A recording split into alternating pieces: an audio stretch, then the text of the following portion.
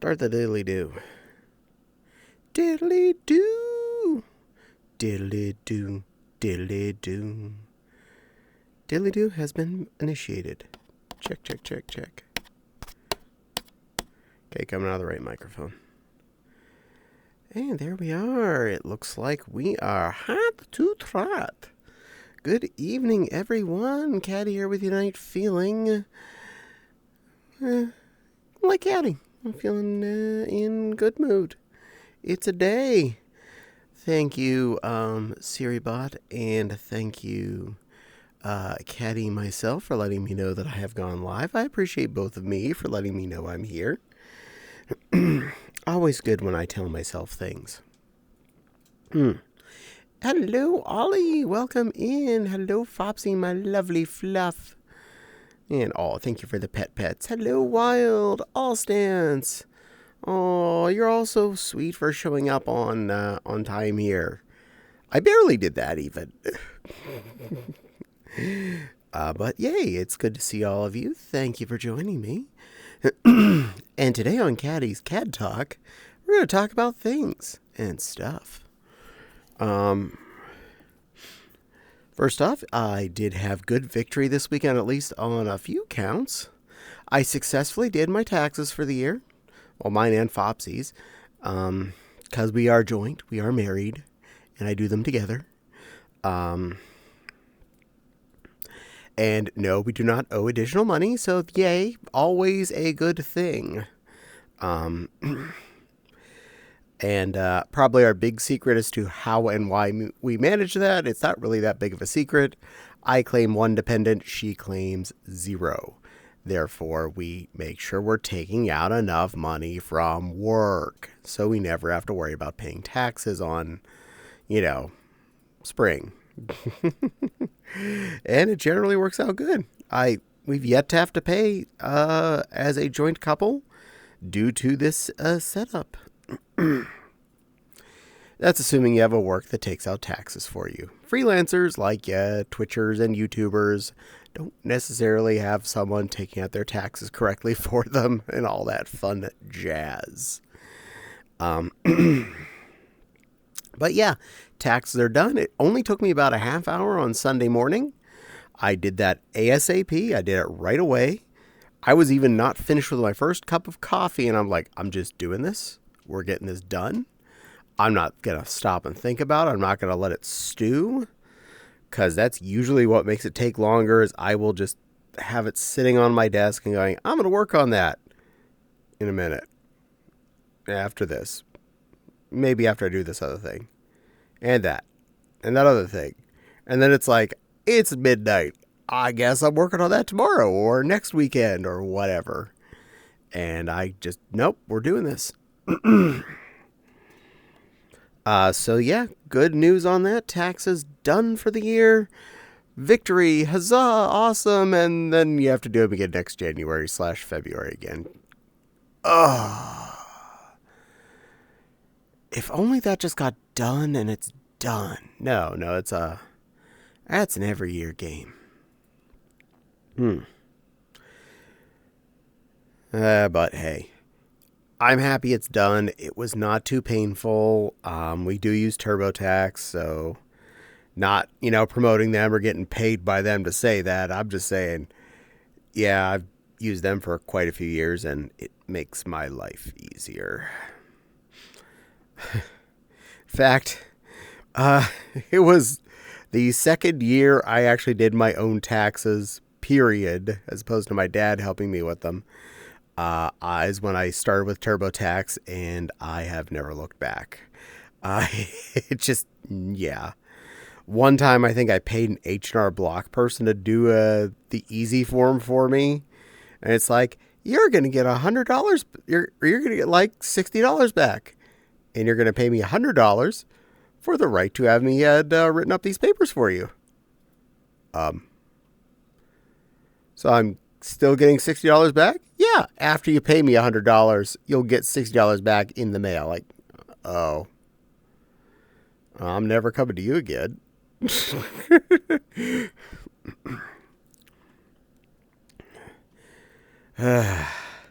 taxes is such a scam on all of us, in the sense that most of us don't understand them enough that we'll have to pay somebody $100 to do them for us. It's like, wow. But yeah, such is life in America. Taxes get more and more complicated every year, and people don't know what they're supposed to do with them. Granted, it's not really that hard when you sit down and look at an easy form, if you can do at least just the easy form. And every state's state taxes is different, so I can't even speak for that. Like the form we had in Pennsylvania is different than the form we have here in Indiana, so it's just special. That in Pennsylvania also has the state tax is separate from the local tax. So you have to do a federal tax form, a state tax form, and a local tax form. And back in the days of paper and stamps, then you have to fill all those out and mail them off to their 3 individual targets. And it's just like, really? Wow. This is annoying. At least in Indiana, the local tax is in with the state tax, so I don't have to do a third form here anymore. In fact, the first year I did taxes here, I thought they were still separate. And I did the state tax twice, ended up sending a check to them, and they're like, no, you didn't need to do that. Here's a refund check for that money you tried to pay us. You actually paid us twice. So here's your money back. Sorry.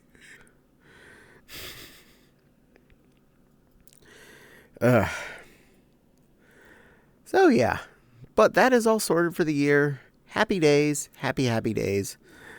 And as far as all the other important annual things, verified, both of our driver's licenses are renewed.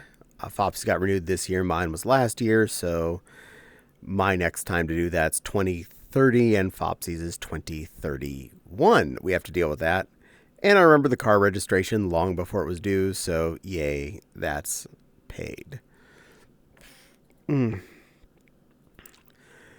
Adulting sucks, especially in the first quarter of the year. So much pointless, stupid paperwork just to be normal. Taxes as registrations as licenses and everything. God. Can I just go back to like 5th grade where my biggest problem was a test next week? Yeah. Anyway, on to some less numbers related things. It's been a good week. Grocery shopping was very uneventful on Thursday last week and was very successful. Got stuff for steaks on Sunday. They were very tasty. I got Fopsy a very lovely strip steak and me a T-bone. Not because Fopsy doesn't deserve a T-bone. She has her size limits and she really does love strip. So I got her a very nice looking strip steak. I did go out and grill. There was snow on the ground. I had to wear shoes so that I would not, get cold feet to go out and use the grill. It wasn't like below 0 outside or anything, but it was definitely chilling, and I was still a grillin'. I gotta say, my T-bone turned out really tasty. Strip side was done perfectly, and the fillet side was very rare, so happy day. Good steak. It was very juicy, very tasty, very cow. And to change it up, on Saturday, I was considering either fried rice or General Tso. So I went with General Tso. I made a big wok full of General Tso's chicken fresh. Started with 4 large chicken boobs, all cut up into little chunks. And it just got finished today as part of my lunch. It was delicious. Good news, I think I'm getting a PC Thursday. It's a basic social media machine, but it'll tide me over while I scratch together for it. Good for you. Excellent, Jack. I am glad you're going to have functional computer again. I get frustrated when I do not have adequate computer equipment in front of me. In this house, that would never happen. There's always a backup something. Heck, there's even a backup gaming rig, technically, if I needed to. 2 of them. But yeah, it sucks to be without a gaming child. So I'm glad you're at least up on something you can enjoy. I do make my General Tso's chicken fresh. So yes, I actually made General Tso's chicken. And yeah, it was really a really good batch this week. I love doing it. The hardest part, honestly, is cutting up the damn chicken into little chunks. And that's like relative. That's not like exactly it's a hard thing, more if it's tedious to cut up 4 chicken breasts into little bits.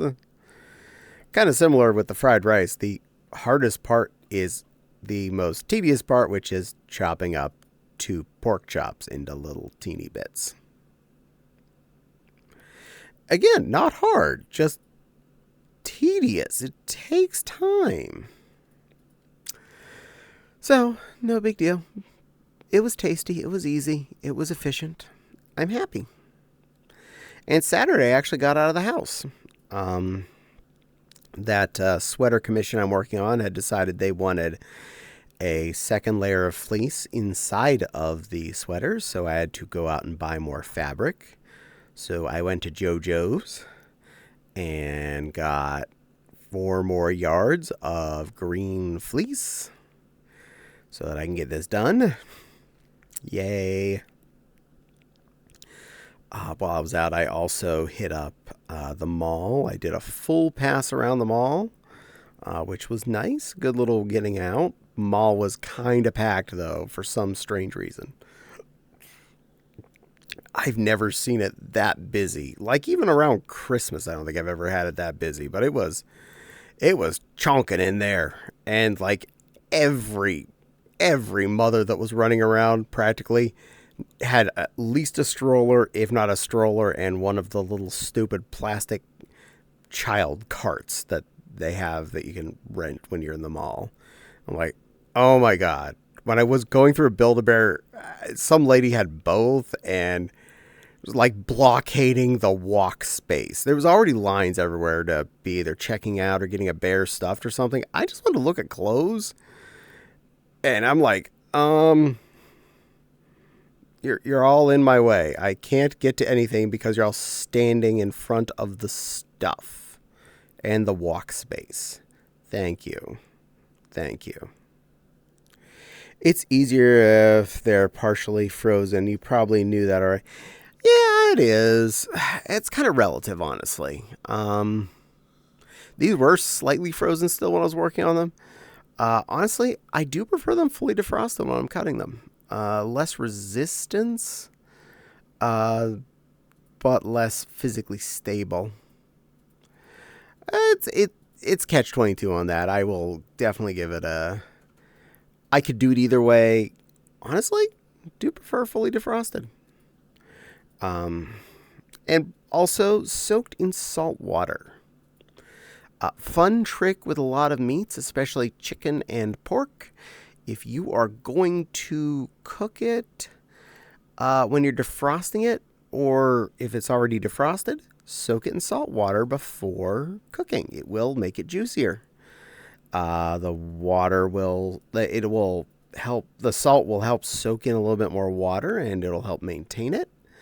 And when your meat product is cooked, it'll be better. Works really good when steaming chicken breasts and or grilling pork chops. Just a fun heads up. Did not buy a single thing at the mall. The only thing I really bought at Joann's was the fabric I went there for and one spool of ribbon because it was on sale. And that was what happened there. I got a pair of slippers at Target. They were on clearance, so not bad. And eggs and peanuts at Walmart.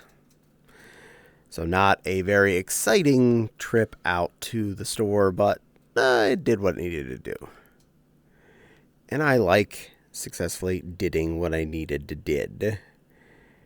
Makes me feel better about stuff. Good, did not miss my stream streak there.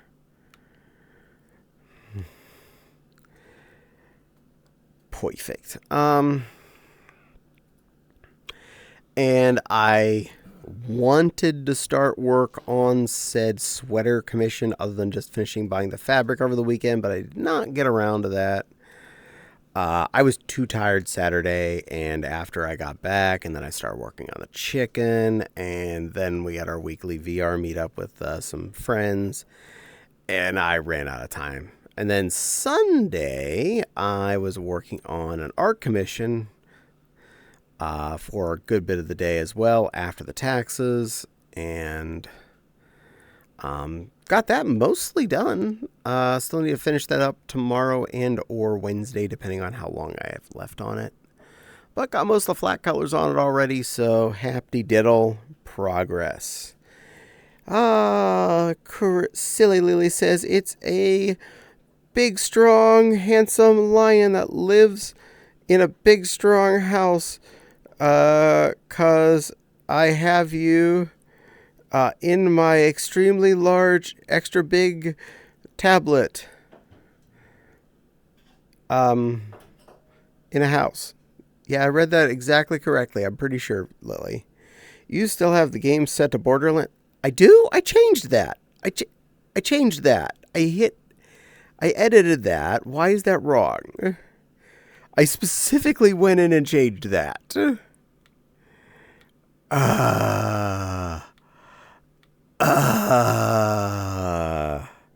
Fixing. V shift. VR chat. VR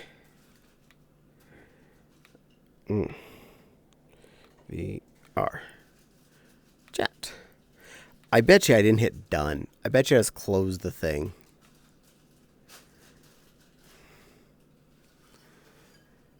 I am bad at this. Fixed. And yeah, I actually took time to do that. I really did. And like, how did that unchange? It must have been I didn't hit the done button. Don't tempt me. There's no tempting. LOL. Hi, Commander. Good evening, Senor Kesune. Welcome in. Hello, says Jack. Hello.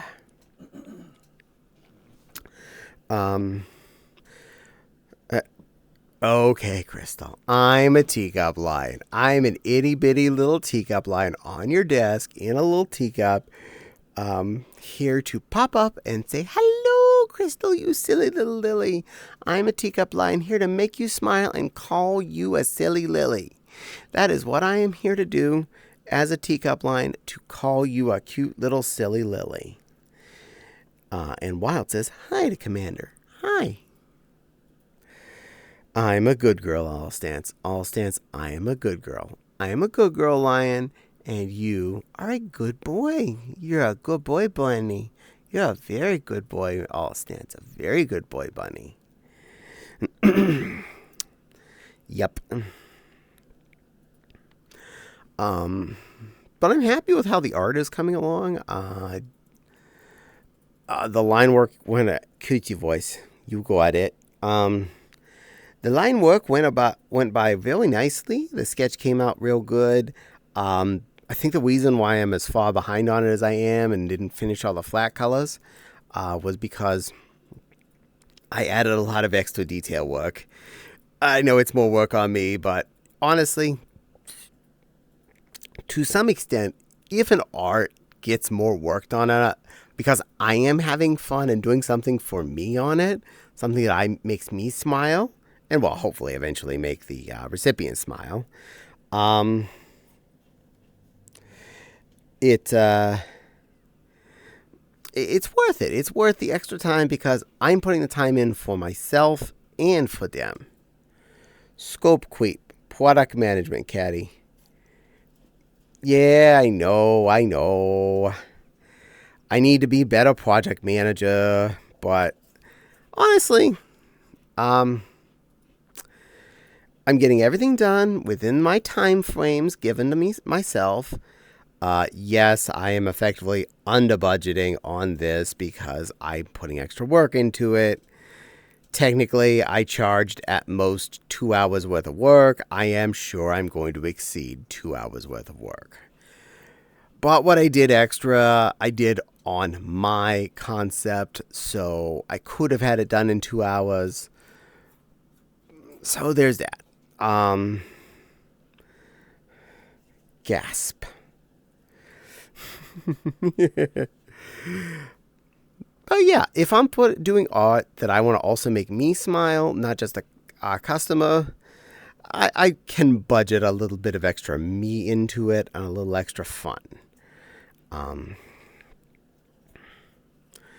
once I finish this art and the sweater project, I have 2 sewing projects I want to get done before Anthrocon, which I have no problem with. I see no issue with getting all... the art is going to get done by Wednesday. That's a kind of a given. The sewing project, hopefully within 2 weeks. But I want to make a smaller pair of feet for Daisy, my pink bunny, before Anthrocon, based around the same way I did the feet for Frou Frou. So they'll be easier to pack, and I can get more stuff in the car without, I can pack both Daisy and Mewtwo and not have as much space problems I did last time I did that. That should be pretty easy. I can do that in around a week. Easy. Even with most of it being hand sewn, I can do that in a week. The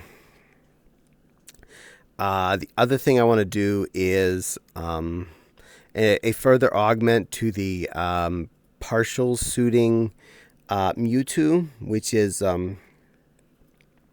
what I'd done so far was just kind of a belt cover around his waist. What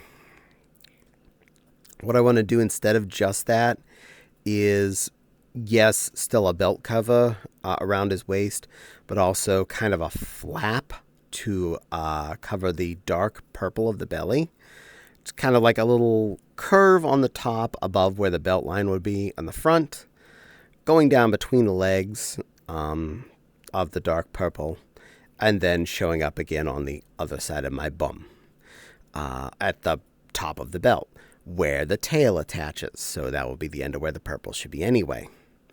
I have plenty of the dark purple that matches the tail for the partial style I did already, so that should be easy enough to do. And this would also help make sure that the tail's 2 loops are separate. And I could even take the time to pin the tail at the base to the butt part so that it will do a better job of staying straight on him and looking right. This will not make it harder to wear than anything else. Minimal extra clothing besides the leotard and tights. As in, well, it's basically just a flap of satin around me. Pin the tail on the cat. Yes, I know. That was bad, but I'll accept my bad. My only hope is I don't accidentally pop the pin while I'm out, because the last thing I want is a safety pin randomly deciding, hey, I'm going to open up behind your butt, and now you're going to get poked. And no, please no. Please not my bum.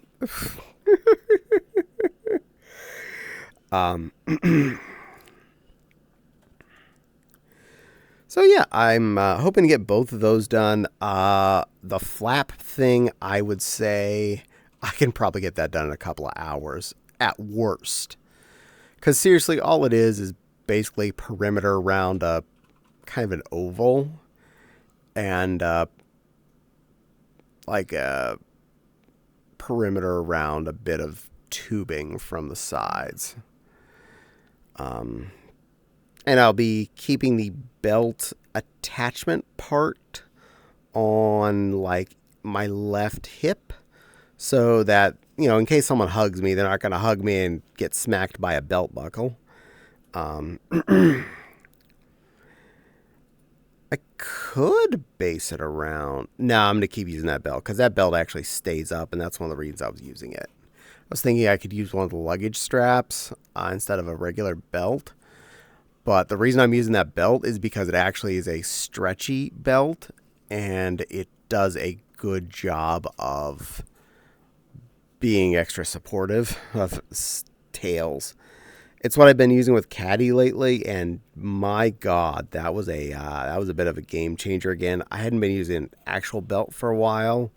I'd just been using a ribbon, and so many times I would be like looking at a video I recorded, and instead of my tail being up in the hole like it's supposed to be, it's drooping and there's pink ribbon sticking out my ass where the tail is attached. I'm like, I failed.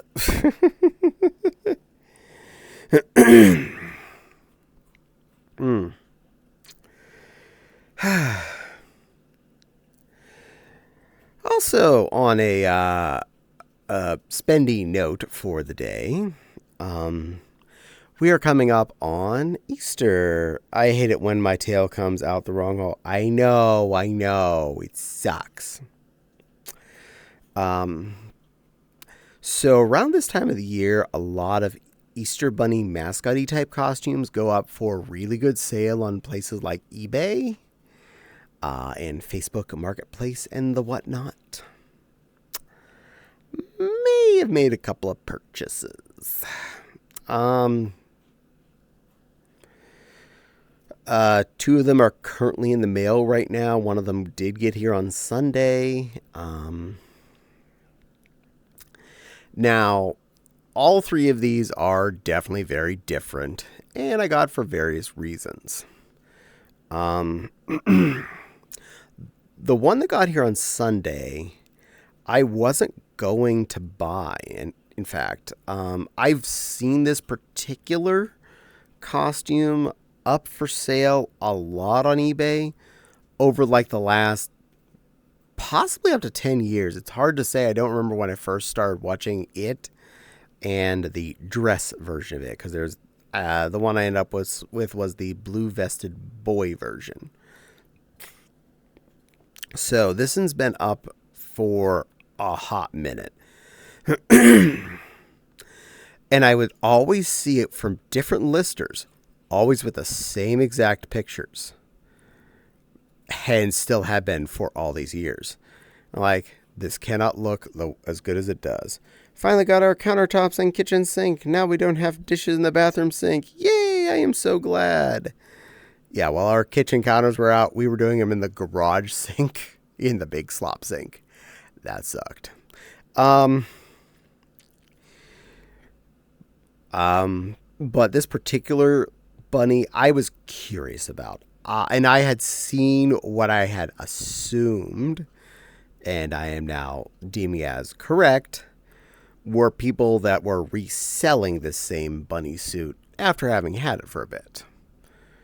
Generally for about the same price they're charging new, which is why I hadn't bought either a used one or a new one, because the used ones definitely didn't look like the pictures of the original one, and the new ones were about the same price. So I just happened to have browsed by one not too long ago.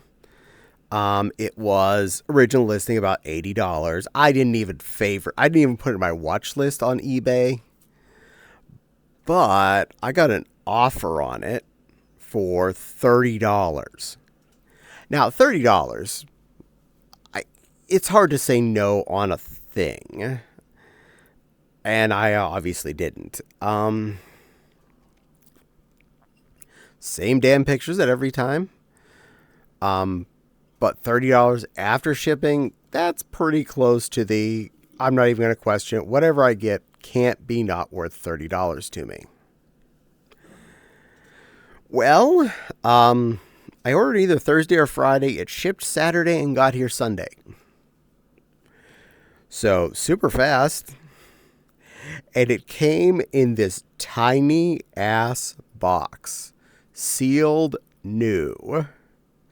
And I was like, that's really small for a mascot costume.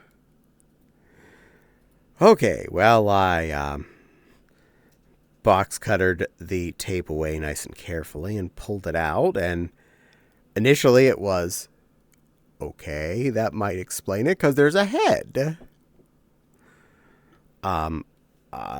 Mostly soft foam head with a little bit of polyfill in the cheeks in the box. I'm like, this is supposed to be a whole costume. And I noticed in the head, oh, there's the body. I like pulled it out. It's Beanie Baby-esque fur on the body. So fine. I mean, I only paid $30. I can't complain that much. Basic all white body with a zipper up the back. And I was like, oh, look at the end of the legs. Those aren't the more or less basic looking shaped bunny feet I saw in all the pictures. No, it has attached shoe cover spats that are just basic round lumps. No big toes, nothing like that. Just spats. Yay. Can't complain too much still. The head's pretty darn cute so far. This is okay. It's, at the moment as I'm looking at there, it's like, it's still a little box compressed, and here a day or so later, it more or less decompressed, and it is pretty cute. I'd say for a bunny mascot, it's fine.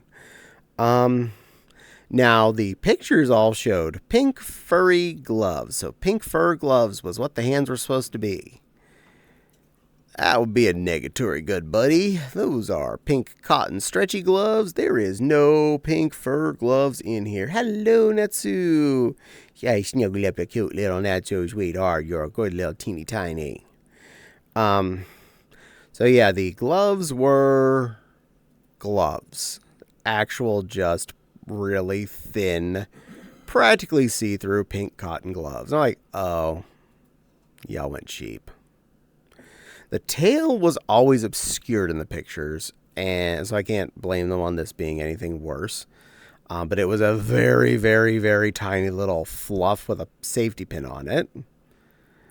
Can't really, down on that. There's nothing to compare it to, so deal. The pictures had a yellow satin bow tie and a blue satin vest. Those were both actually present. The bow tie is a pin-on. Fine. I mean, there was no other way that was going to be attached to the body. So it's there. And the vest does fit, so that's good. I have not had a chance, because I was working on the art on Sunday and I work today. I didn't even have a chance to try on the body yet. But it looks like it should fit. And it's a little bit stretchy too, so that's not going to be a problem. And worst case scenario, it'll be a good springtime into summer gaming gear to sit here and play Borderlands wearing. So I'm not going to fuss about it too much. I'm looking forward to trying it all on as a whole on Tuesday when I get off work and doing a quick video with it. We will see how well that turns out. Just thought I'd drop by and say hi before I do some entertainment of my own. By the way, I know you said hi while I was with her. I did. I said hi to you because you're a cute little teeny tiny. And you are still tiny when you're pretending to be big. And how couldn't I recognize your cute self on screen? Lovely little rainbow Nova Beep. Hmm. So yeah, that one has shown up. There are two more that I ordered, which are both priced at a reasonable amount, as in, I'm not really paying more than what I paid for a comfy Kigu that's just made of fleece, and these are both fur bodies, so I call that still a win.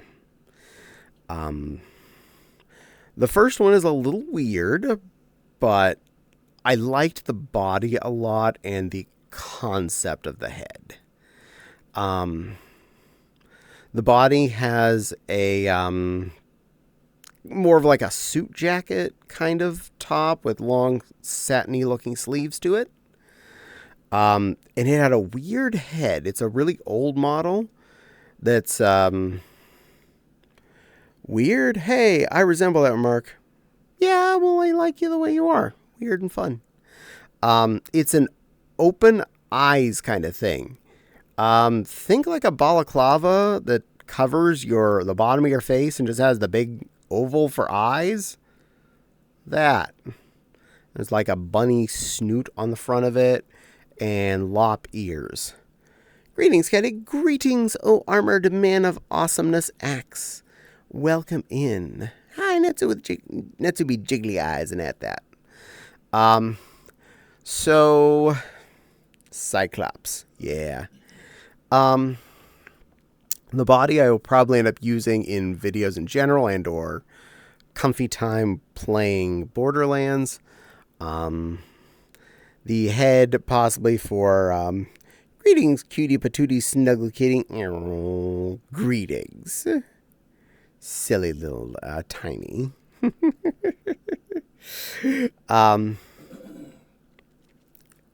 The head will probably be just set for personal spicy times, and less for videos.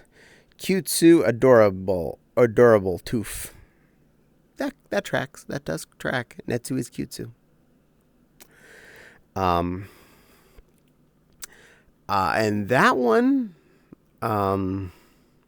that was an interesting order. I first saw that one listed on Facebook Marketplace.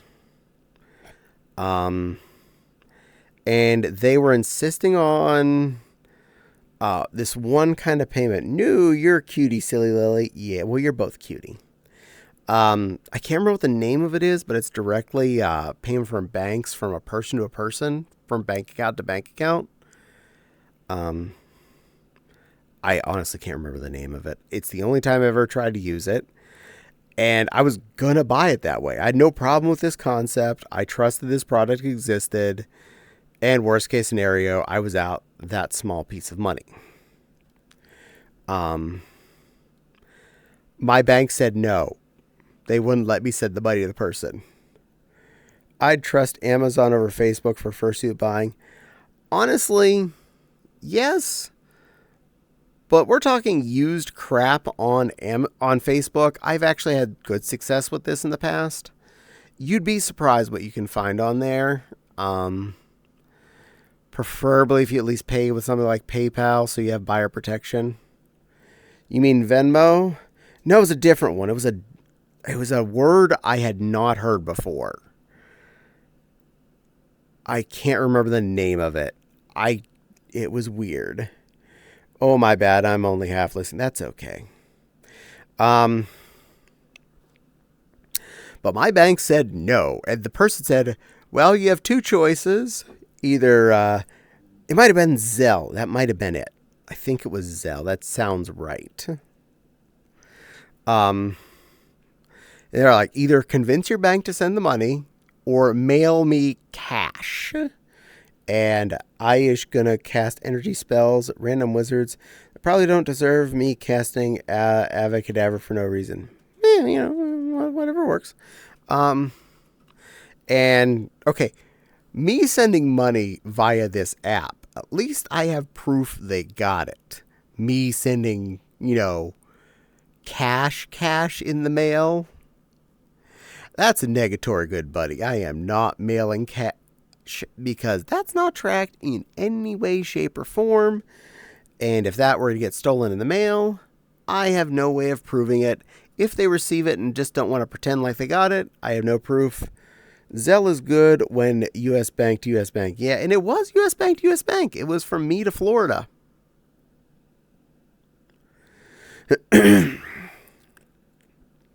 But bank said no. Bank said no. So I said no to that. And the place I'd found this listing was through a group on Telegram of us that share mascot critter listings. And I'd mentioned I was interested in it. I'd been trying to get to pay for it, and I was failing. One of my friends said, hey, this person just listed it on eBay. And I'm like, really? Yeah, for like $25 more. I'm like, bastard. So I went and looked. I saw it on eBay. Same shipping price, but a higher regular price. But it was on a buy it now or best offer. So I was like, oh, fuck it. Let me see what I could do. I best offered the amount they had it listed on Facebook. And they took it. I was so tempted just to message them on Facebook. I was like, oh, good. It seems like all of a sudden you can take PayPal and goddamn everything else besides Zelle, since that's one of the few payment options that was not listed there. I paid with what I wanted to pay with in the first place, aka PayPal.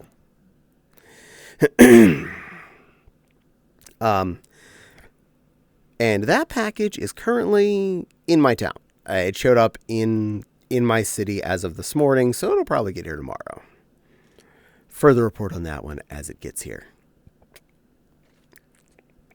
From the photos, the bodysuit looks actually pretty nice, so looking forward to that.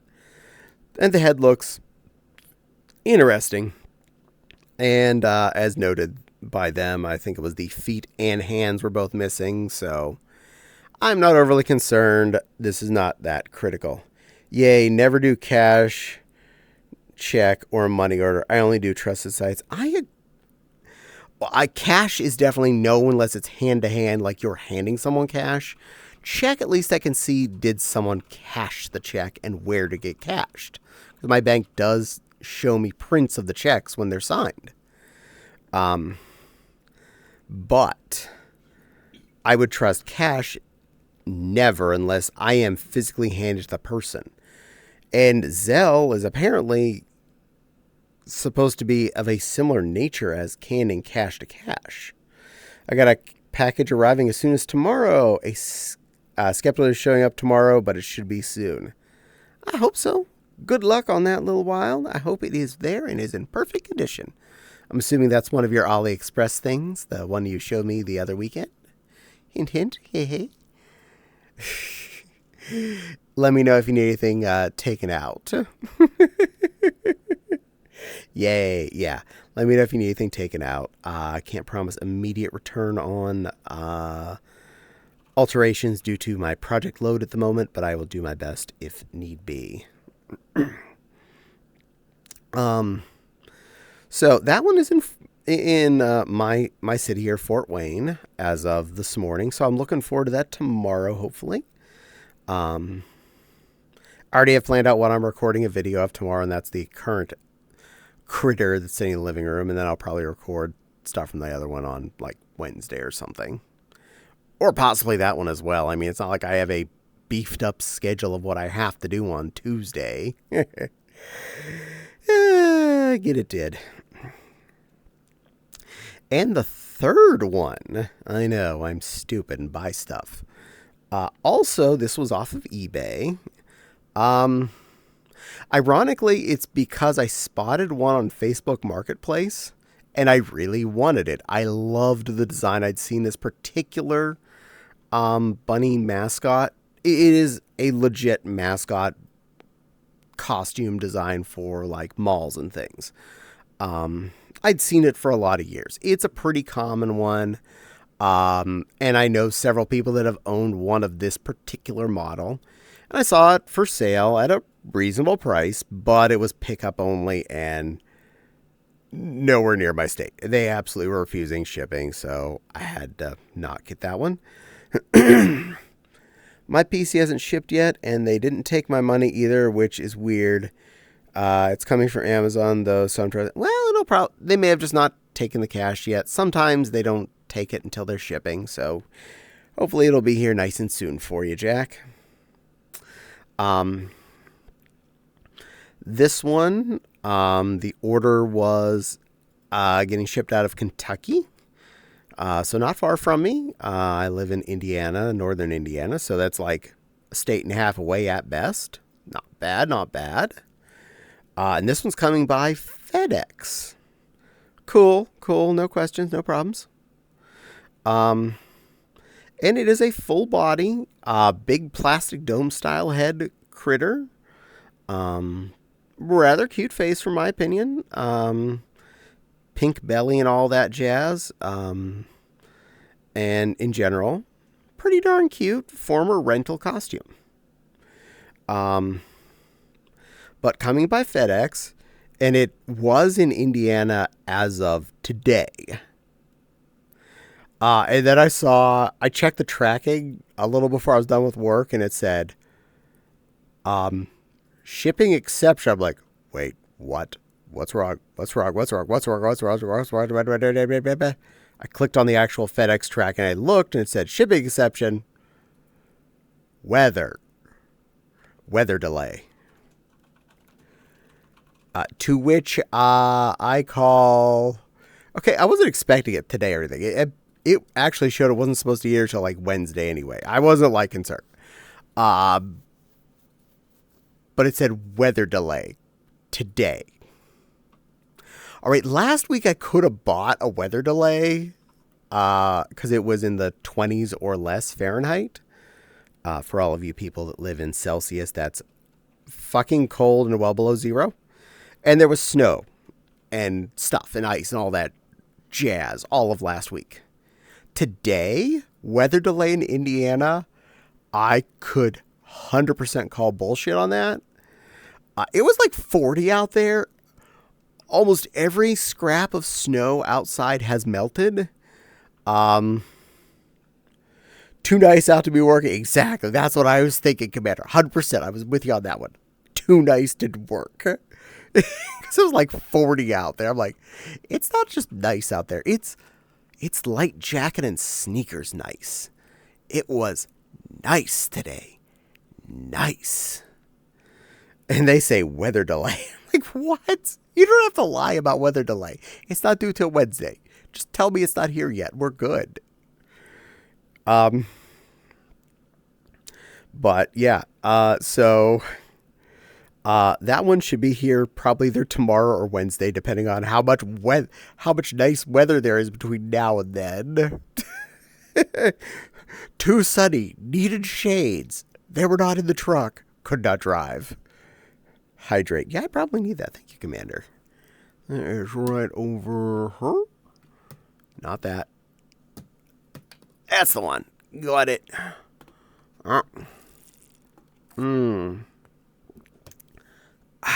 Delicious water.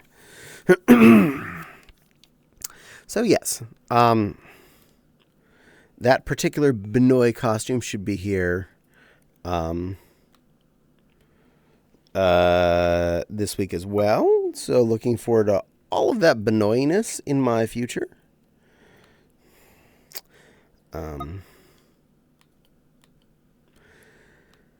And obviously, if you're watching my YouTube, !YT, coming up on Easter, there's going to be a ton of bunny-related content. Ton of bunny-related content. I've already started recording some of it, so look forward to that. You'll get at least one taste of it pretty quickly. I believe the bunny I got from Nova is going to go up this week? Question mark. I think Friday this week it's slated as the video.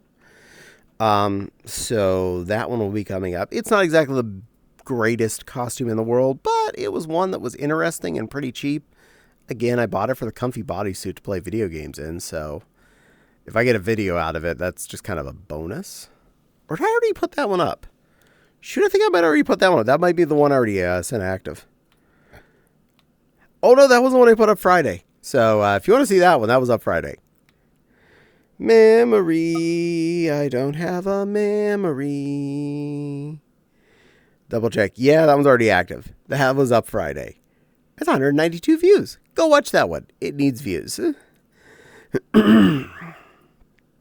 This week's continuing items are a Minnie Mouse in a tutu and Caddie in a clown outfit. There's your sneak preview of this week. I don't know what next Monday's is yet. I haven't uploaded it yet. I usually do that either Tuesday or Monday nights. Anywho, there's your little bit of information. Yeah, if you want to see one of the dopey bunny costumes I picked up recently, that one is alive and ready to be viewed. I also had recorded one of the Minnie Mouse's bunny costume. And that one will be live at some point. I haven't decided when I'm uploading that particular video, but it's on the list. I just want nice weather on Friday and Monday for fly. Oh, be safe then there, Commander. I hope flying goes safely and you have no incidents, delays, or otherwise annoyances by the airlines. I love flying. I hate the concept of scheduling and getting to flying. The actual act of flying, once I'm on the plane, love that part. That's great. That's amazing. That's really freaking neat. The anxiety of packing for, scheduling, getting to the airport, talking to baggage claim and everything and all that. And security to get, take off your shoes, your belt, your pants, your underwear, your glasses, your hip replacement. Just all of it. I hate that. I have enough family members with metal parts in them. I question how they managed to get through all that without, chaos. We detected a large piece of metal in your left side there. Yeah, my left hip is replaced. And down lower in your leg, left knee as well. And your right leg. Yeah, right knee as well. Scan me. What do you want me to do? Take my pants off? Yeah. Such a pain in the butt. I already thought the taking your shoes off thing was kind of BS. But the whole, not only do you have to put your carry-on bag in the scanner, you have to take your laptop out of any container, case, bag, or whatever, and have that go in its own separate container through the scanner. I even had someone get mad at me once when I took my laptop out of my backpack, put it in its own container, but I had unzipped it out of its little, its carrying sheath inside of my backpack and sat it on top of its little carrying sheath in the little tub. And they're like, whoa, this needs to be in its own tub. I'm like, it's a cloth cover for the laptop. I just sat it on there to make sure it was safe in the stupid box. I'm trusting you to touch my laptop. I value it more than you. And it's allowed to sit on the cushy piece of fabric that I pack it in. I'll hop in and be annoying later. This is fine. I'm hoping to get to fly again sometime in the distant future. I would love to go to Disney World again, and driving that far is mostly out of the question.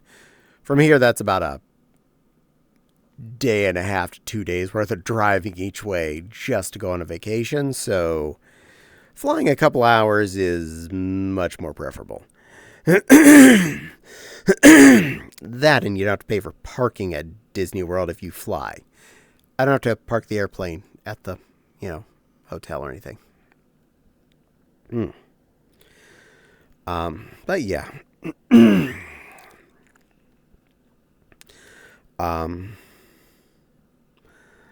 So,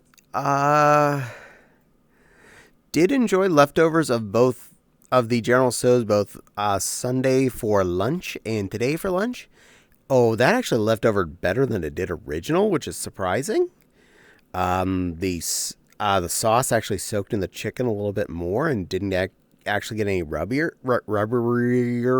from Fridgies. So pretty darn happy about that. Like usual, though, always sad when I see both either that or the fried rice go empty in my house, because we both really love both of those things. Fopsy was really nice and let me have the last serving of the chicken today. She had a sandwich instead of that, and I appreciate that. She's too good to me.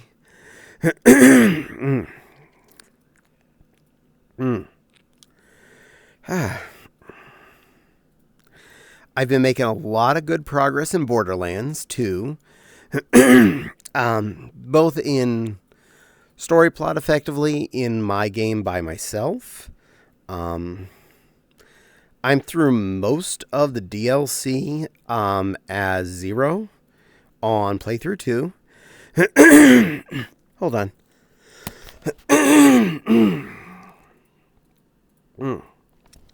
Tried to get it as far away from the microphone as I could. I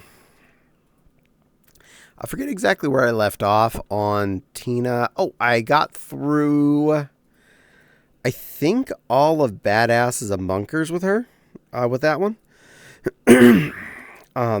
Hydrate. Yeah, I probably need to do that again. It's not going to make it stop, but it'll make it stop eventually. Apologize about that.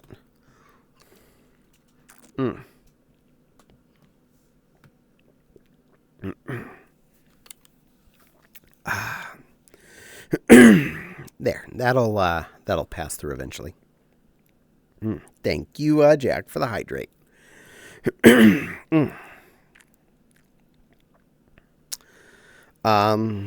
There are all the one-off DLCs left to do still. All 5 of the holiday ones.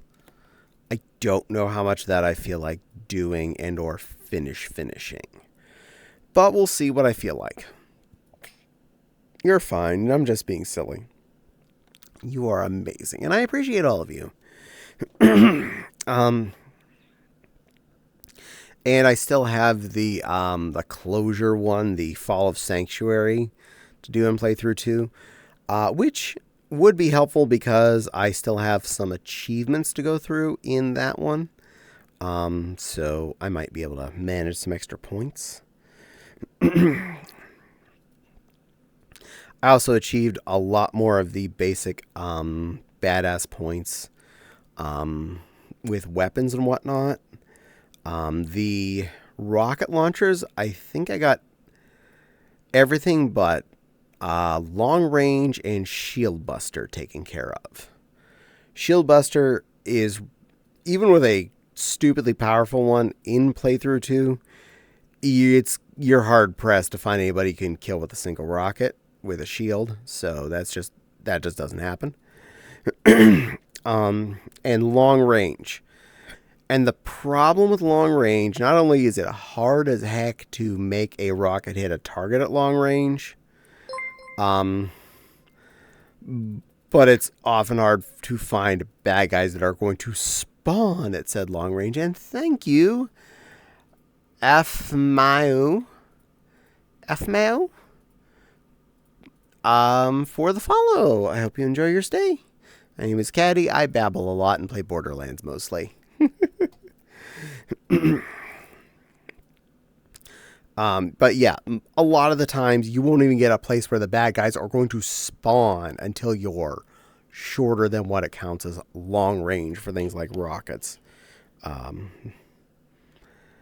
And no matter what you do, there's a limit to how much ammo you can have that's stupid shallow on a rocket launcher. In other words, you got like 33 shots. And then you're out. And you're assuming you actually killed one of them at long range with each of those missiles. You're getting at most 33 kills, and then you got to go find an ammo reproducer to go buy more ammo at. And they're like,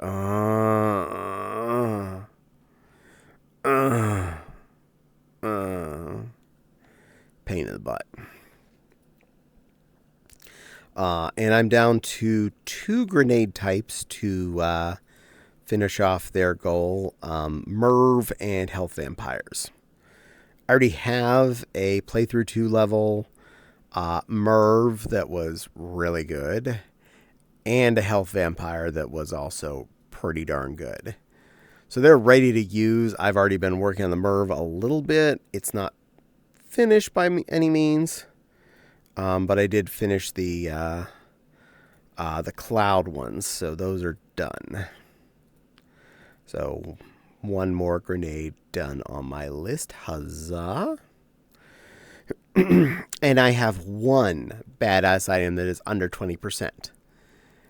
And out of the last 2 level ups, badass points I've earned, it wasn't one of the 5 choices. You can only pick one of the 5 things it offers you. I'm like, oh man, I have 1 thing left to get. 1 thing that needs 1 more hit. And it won't give me the option. Bastard is. It'll come by eventually, obviously, because, well, this is not the only character I'm ever going to play. And I'll keep getting badass points. But making progress on that. So, hopefully we'll see if I want to finish off all of the DLC for this character in playthrough 2. And or how much of the extra fluff I want to do using playthrough 1 to finish off the accomplishments. Yay, I made someone happy. And something else is lit up. That's not important. That's on me. I don't have to worry about that. I try not to check messages, but something went buzz. Hello, Babkin Silver. Good evening there, cutie pie.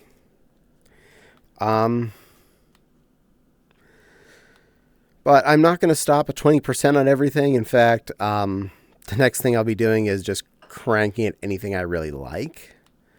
Especially health. If health ever comes up as an option, even when I was working on this project, health gets it. Health max and or shield max are guaranteed. Caddie will pick this item.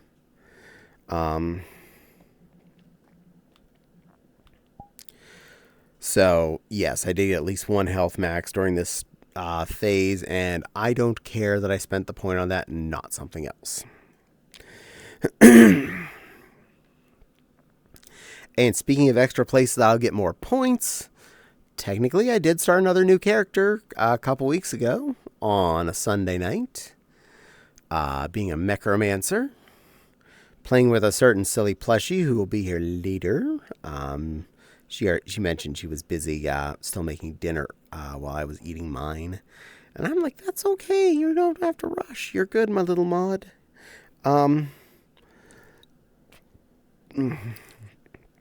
But I'm playing with Nepal. It's her first time playing through Borderlands 2.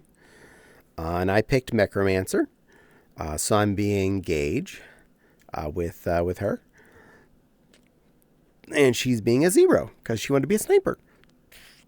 And Zero does have some good sniper bonuses on the left-hand tree.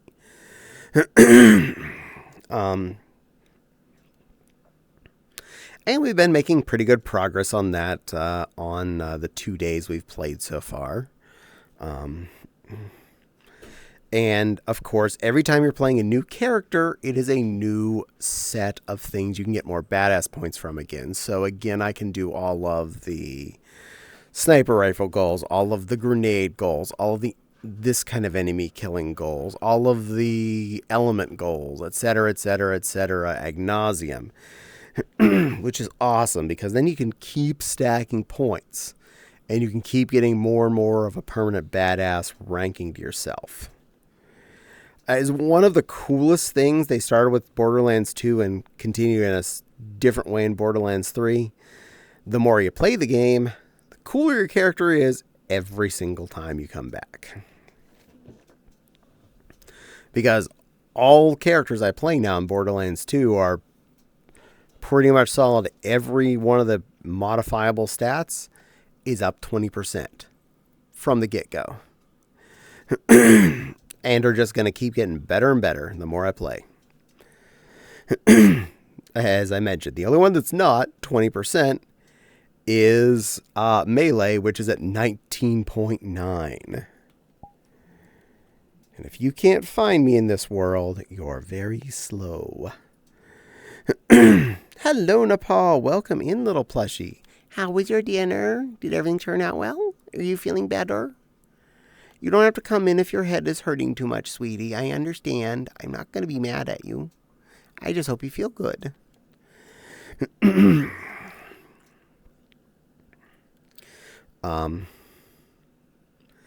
So every time I play again on Borderlands 2, my characters keep getting cooler and cooler and cooler just because I have become more deathical. Just sitting down dinner, took ibuprofen, headache is doing a bit better. Good, good, good.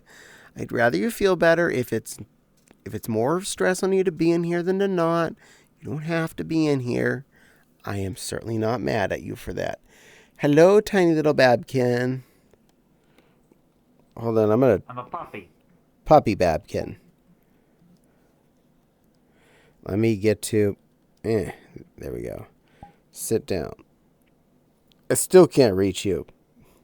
I try. Air pets. There you are. Mwah. Hello, little puppy. Ha. Oh. You're a good girl. I know I am. Good girl, Silver Babkin puppy. Stand back up. There we go. That's a good little puppy. That's a good little puppy. Who's a good little puppy? Who's a waggy waggy? That's a waggy waggy little girl. And an ad started. Yay for ads. And a plushie wants to come in. What the hell is going on with your camera? It's vibrating. Oh. It's freaking out. I don't know. It's not vibrating for me. I just see it vibrating side to side. I don't know, because it looks good on stream, so it is being stable. I mean, no. I mean, yeah, on stream it's stable. I mean, physically looking at the camera itself, for me, it's vibrating. Nice. Mainly when you move. It's probably just a, this world is wonky. Yeah. I do want to do something here. If it'll let me click on you. Because the volume is definitely loud. Hold on. Let me Tylenol you. Tylenol you. Come on. Why can't I Tylenol you? I'm not doing the... I can't select you. I'm trying to select you so I can change the volume for you. Because all of a sudden, you're coming through at all of the volume. Which is weird. I'm not blaming you. I'm blaming VR chat. Oh, well. I'll deal with it. Oh. Okay, I'll try to be... No. Talk a little quieter, especially since Nepal has a headache. Good girl. I appreciate. Hi, Nepal. Hello, pretty plushie. Come here. I'm usually mute anyways. You're a good girl. Hope you feel better. My sweet little plushie. Mwah. Yay, I minimize things. Perfect. I'm having good days technology-wise. Dink. Dink. But enjoy your dinner, silly plushie. Eat well. There we go. Oh, you're having salad today, too. Good girl. Good girl. You're being healthy. Ours tonight. With a homemade ranch and chicken. A chicken and a homemade ranch. Good girl. Good girl. That sounds very good for you. We did taco salad tonight. I made a big pan of taco meat, which means I used a little plap of that on my lettuce and refried beans and black beans and corn, a little bit of crunched up chaps, and avocados. So the only bad things in there is maybe the chaps and the ground beef. Elsewise, it's a pretty healthy dinner. And I only used a small plap of beef in there. That's a technical serving term, by the way, is one plap with a spatula.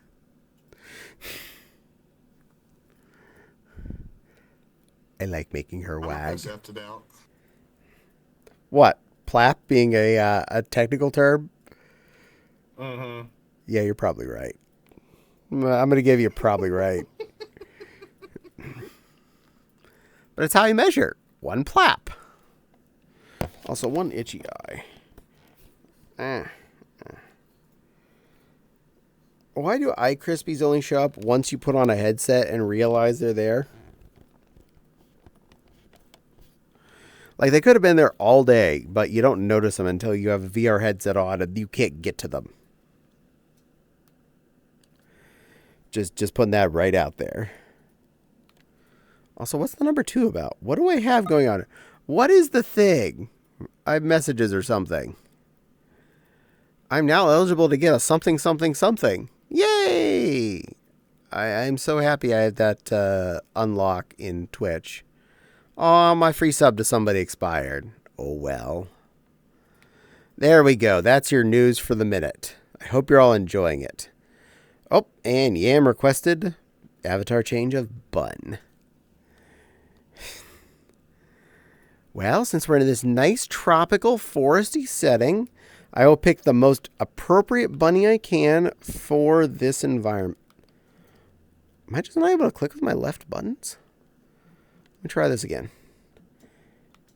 Okay, right button worked. Good enough. Yeah, I'm going to be absolutely most appropriate for this environment. I hope you all agree. We're going to be bunnerific. There we go. Bunned. This is the summer outfit, right? Right? That's my book. It's a cute outfit anyways. It's a comfy one. In my mind, this is an all year round outfit. Mm-hmm. Hold on. Let me see. Did something weird. What you did? I jumped. Oh. I ended up there. Oh, yeah. In this world, jump is big. Yeah, you got big jumpies.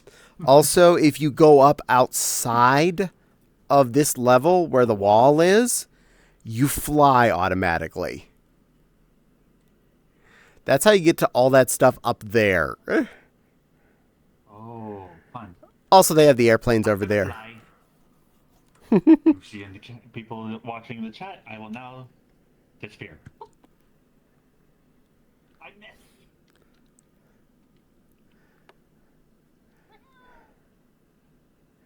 Oh, God, that's a boy. Puppy's having fun. Puppy's off on an adventure. Good for her. Hello, first-time chatter.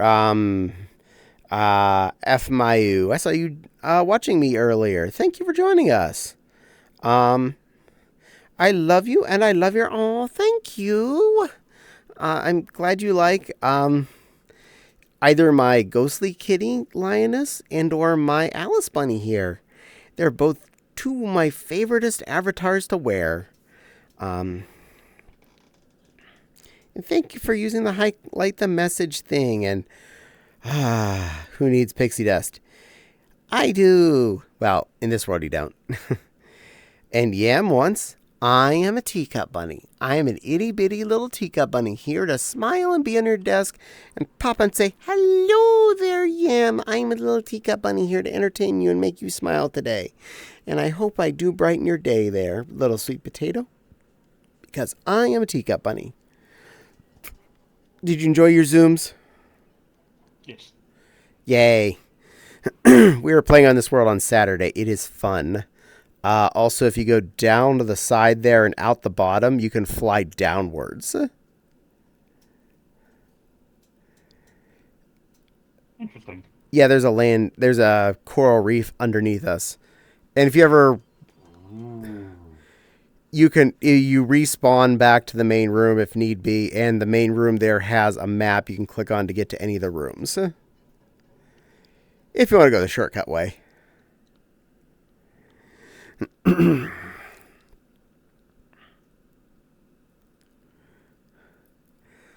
It's a pretty neat world, even in desktop mode. Boop. My biggest problem... That's impressive. It is a pretty neat world. Fopsy brought me here on Saturday night, and I'm like, oh, I'm saving this place. My biggest problem with when I make a taco salad is I use the big round bowl. And then I start with busting up some lettuce, some iceberg lettuce, and I end up filling the bowl half full with that. And by the time I'm done, I have a mound on top of my big round bowl, and I'm busy eating it. And I'm like, oh my God, why did I make this so big again? And I fail at that. And oh no, Afamau, your bathroom is flooded. That is not good. I am so sorry. I know how that feels to some extent. After last spring, we had to get our a drain pipe replaced underneath our kitchen and downstairs bathroom. That was underneath the concrete floor and into the dirt underneath us. Fun fact, you should never apparently use a copper pipe for drain under the dirt. We had no idea they were under there. This house was built in the 70s, in 1970s specifically, long before we were, alive and or were buying it. Our bathroom downstairs toilet is still sitting in the garage since I have yet to go and finish fixing the floor back from the repairs. It's been a year. Okay, it's been a hot minute. I've had a lot going on. Tiles are sitting there, leveling compounds there. Worst case scenario, I need to get a wax ring to plop the toilet down with, but otherwise, everything else is ready to go again. Just effort, time. None of these things exist. As I mentioned at the beginning of the stream, when you become an adult, there's a ton of things you don't realize are now your responsibility, especially as a homeowner.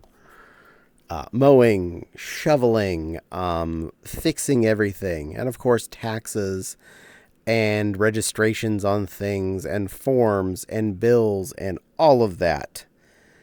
And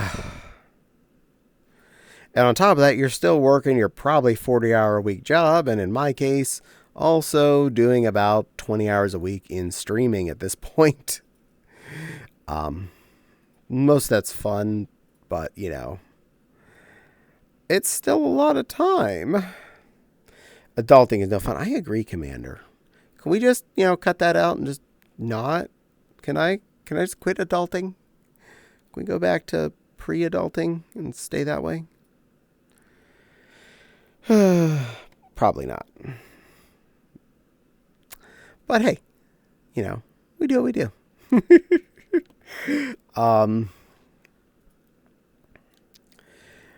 Anywho, let's switch that over. I will gain points in someone else. Boop. Switched. Trying to be efficient on my channel points farming too. Hey, I ain't too proud to say it. I channel points farm while I'm streaming. I'm lurking somewhere. I'm giving someone else support too. You can too. You can be watching 2 streams at once and getting channel points. If you're on a computer. On mobile, I think you're still limited to 1 at a time. I've got 4 open. Does it actually give you channel points on all 4? Yes, it does. Wow. I still get to collect my channel points. Wow. I've got Snow, Naughty, Netzo, and you. Wow. Wow. Because anytime I've had more than 2 open, it stops giving me points in anything but 2 of them. No, I still collect all of it. Because Nice. I've had Snow and Naughty open the longest, but I can see it right now. I can collect channel points on your stream right now. Nice. Yay, points. Yay, points. That's a plus. But I also don't want to risk having too many more Twitch streams open while I'm streaming because those are usually heavy tabs on Firefox. And I have to have mine open because I'm paying attention to it. And I don't want to be overdoing my processor and my video card. We do not need any kind of computer crashies. No crashy smashies tonight. Knock on wood.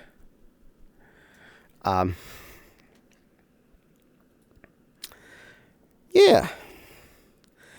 I'm definitely anxious to work on my 2 sewing projects. Yeah, having your stream open last night was rough. The video froze on me after all. I'm sorry. I was more concerned about chat. This is fair. And don't worry, I'm watching the video every time, so I'll let you know if anything went wrong. Fun fact, my desktop has, under a normal stance, 3 monitors, 2 27s and a 23. And my drawing tablet can be opened for a 4th regular screen. My headset is the 5th screen. And I have not had the HDMI plugged into the TV for a hot minute. But I am considering plugging that one back in again. So I can maybe like throw YouTube up on there without it being using the Roku. We have an older Roku plugged in this TV, and every once in a while it has a moment where you try to stream YouTube and it says something like, I'm out of memory, don't have room for YouTube. I'm like, it's YouTube. How do you not have space for it? That's all I ever do with you. And I have to unplug it and plug it back in, then it has space. I'm like, stupid little box. But also I'd be able to play locally stored video files, which I obviously only would ever potentially have legally acquired copies of things that are completely 100% legal, and there's nothing wrong with those. ... Don't check my hard drive. But that'd be a convenient thing I haven't done in ages. But I also, more importantly, have replaced almost all that with DVDs and or Blu-rays anyway, because I would rather have a better copy of stuff. Most everything that's in those folders is stuff I can't get elsewhere. I actively have tried to buy so many things. If it does not exist on disc, I cannot pay people money for it. Therefore, my guilty level is pretty well reduced.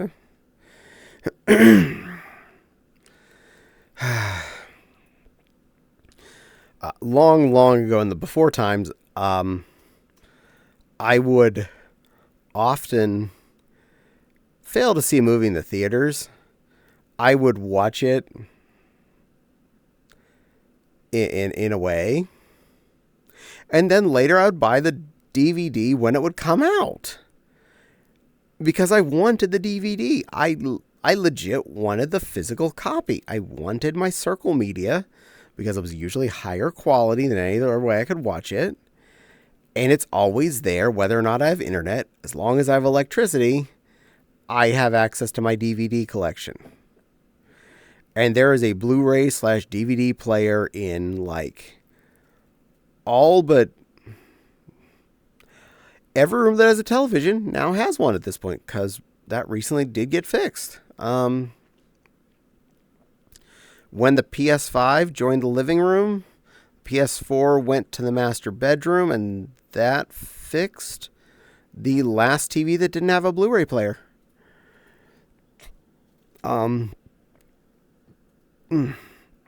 And really, yeah, 99.9% of the time, I am watching video in legal fashions just because it's actually better. Either through streaming services or discs I have bought.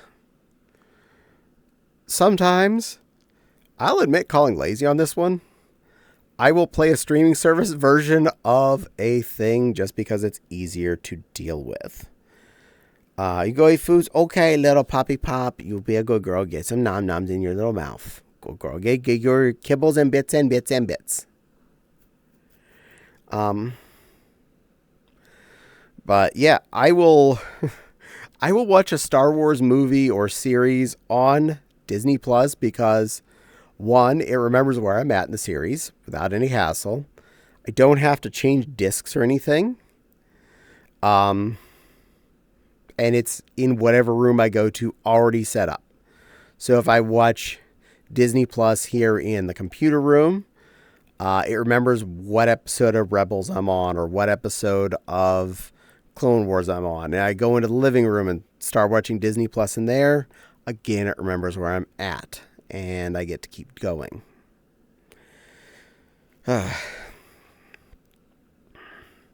We are considering paring down one of our streaming services a little bit. Sadly, it is one of the first ones we had been using, but that is Netflix. Fopsy's the only one of the two of us that normally watches it. And she actually mentioned she'd be okay with switching down from the regular plan to the with ads plan. And it's like half as expensive. It's gone to like $18 a month to have Netflix at this point. And that's getting a little high. I actively use two of the other streaming services purposefully. I use Max and Disney Plus the most. Max I use during any time that new seasons of Last Week Tonight come out because I get to watch the actual full episode, not just the main story on YouTube, which I genuinely very much enjoy watching. I love every minute of John Oliver on the screen in a comedy fashion, giving me a news and or, smartness report. It makes me entertained and teaches me something. So I love watching that. Also, Max is where DC went to. So all of the DC comic book shows are now there, and any new direct-to-DVD ones that they get done also show up there. So I can watch all the new direct-to-disc Batman things, all the live-action stuff as they come out. Kenny, thank you for following me, you cute little foxy. Oh, for subscribing. You subscribe. Thank you, Kenny. Thank you, thank you, thank you, thank you, thank you, thank you, thank you. You're such a sweetheart. I appreciate you, little tiny fox. All of the balloons to you, little Kenny. All the balloons. The water's off, but so nervous. Oh, I'm so sorry. Hopefully that gets all straightened out pretty quickly. And hopefully we can get that all cleared up. I love you. Oh, thank you. Yeah, I got tired of this. Oh, I really appreciate that, Kenny. Thank you so much. You do not know how much that does help support me and my channel. Not only does it make me more visible the more people are subscribed, it does put income in that helps me buy things to make the channel better. And I do have plans for some of the things. Can we have a hug, please? Absolutely. You're getting one of those for free. Here you go. Put you down a little bit. My eyes are up there. My hug is down here. Get in there. Get some bunny hugs for you. There you go. Get in there. Snuggle in. Yeah, that's it. Nuzzle into that soft fluff trim of my dress and my top there. Take it in. Don't worry. Your potty room will get fixed. It's not going to be forever. It'll be okay. There you go. There you go. Eyes are back up here. I'm back here with the plushie. And I'm in my window. Go me! I'm good at that. Fun fact, do that all the time. I'm a dork. Kenny huggies and gives you some balloons. Good work, Kenny. Thank you. I love hugs. And Angel, welcome in, Angelic Woofy. I hope you're having a good day there, sweetheart. Are you taking care of the little raven? Thank you for having you on my back. Yay! Yay for hugs. Yay for good things. Math.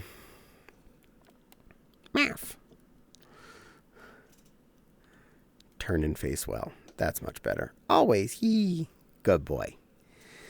And looking forward to seeing your little group of 4 in a few months. Hopefully your room acquisition goes well. I have heard from other people that getting the Embassy Suites has been hard over the last couple of years. So good luck. And may the odds and the speed of your click be ever in your favor. Have at least one of you trying to snipe that the moment they come live. If you're all registered and more than one of you can be trying, I recommend as many of you as possible attempt to get the hotel room you're hoping for. I love that when you help me calm down. Oh, well, I'm glad I'm here to help. I am certainly always happy to help. Well, I know my crew already has our Anthrocon hotel room set up. I am going to assume that this little plushie has been set up for a while. Doesn't staff get the... Oh, yeah. You get first dibs before even the super dupers and whatnot? Yes. Good. Because if staff can't get a room, then con doesn't happen. Heck yeah. Totes right. Is that for AC? The room? Exactly. Oh, trust me. Ari and Raven are all fast and they got this. Oh, good. Good. I'm anxious to hear that you get the room in the hotel of your choice, if not of the second choice. We want a Drury really bad because we legit like that hotel. And it's a really close distance. We like the amenities. We like the hotel. We like the staff. We don't like the parking situation as much with that one, but we deal with that. Because they only have like expensive valet parking at the hotel, but they're only about a half a block away from the bus station garage, which is actually really cheap. So I'm willing to unload at the front door and then drive my car around like 6 blocks to be able to go 1 block to the left because Pittsburgh and one-way streets.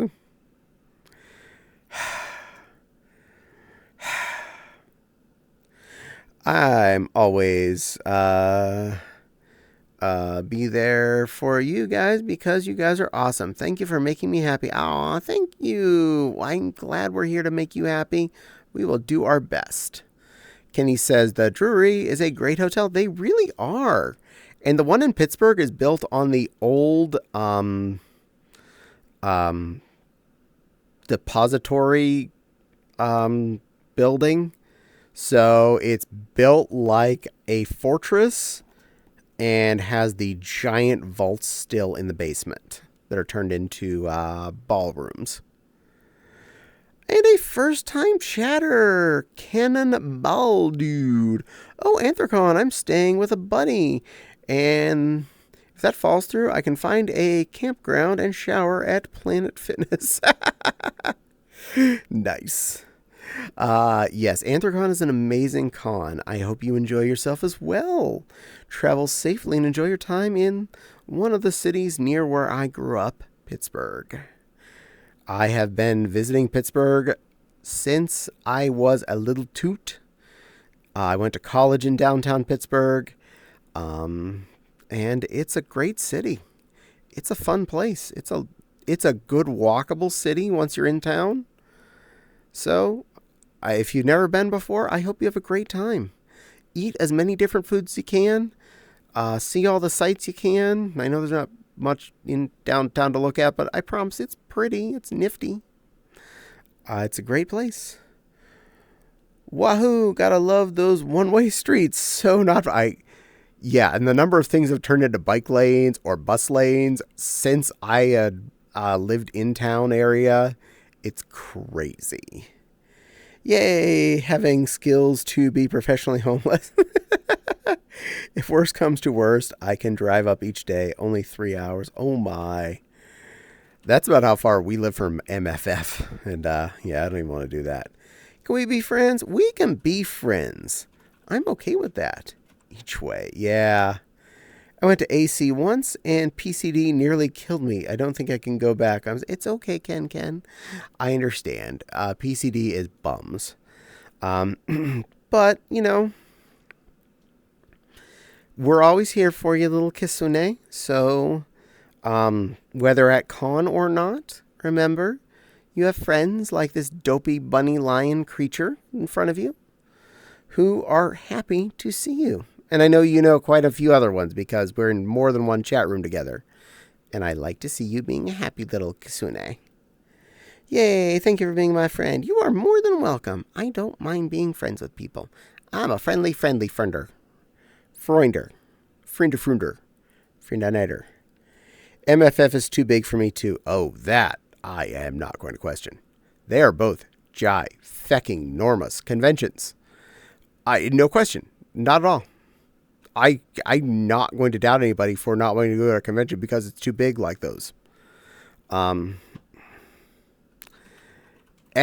it is a hassle and an ass to get a hotel room with the way the lottery system works, but there's no other way to deal with that many potential rooms.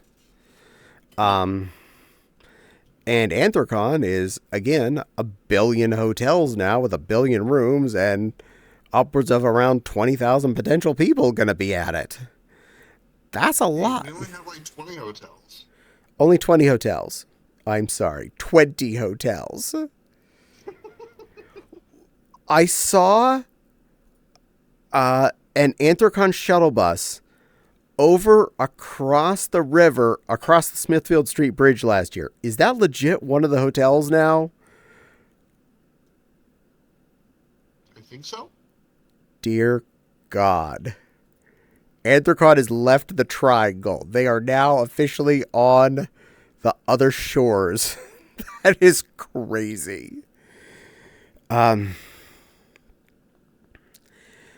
is, yeah. That's a lot of people. The fact that they keep making more hotels in Pittsburgh and Anthrocon buys as much space as they can in each one of them, but it adds up so fast. TFF and MFM are my two regular. That's fair. I've heard great things about TFF, and I wouldn't mind going to it, but that'd have to be a flying con, so that's kind of out for us. We really don't want to pay for a flying con for 2 people. And MFM is like just in potential driving range, but it's like edge of driving range at like 8 hours from here, so that's like,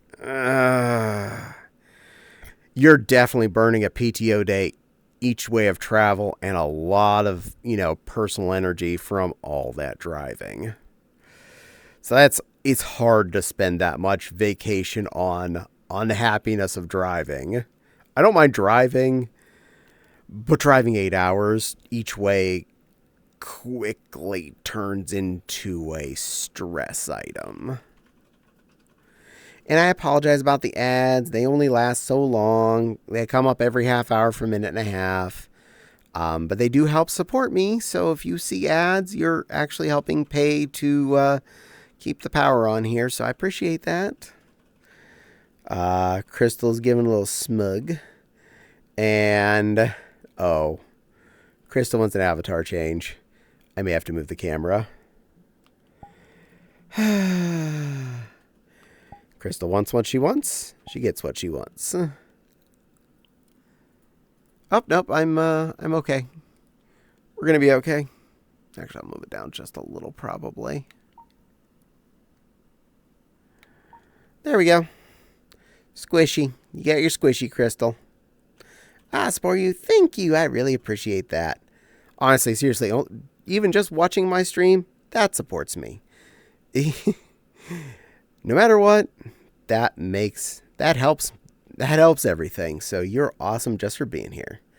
I'm guessing Memphis is too far of a drive for you two. It's like, it is so close to the edge. 8 hours is, it is right on the, like, I gotta know I'm gonna have 100% good time for 8 hours each way.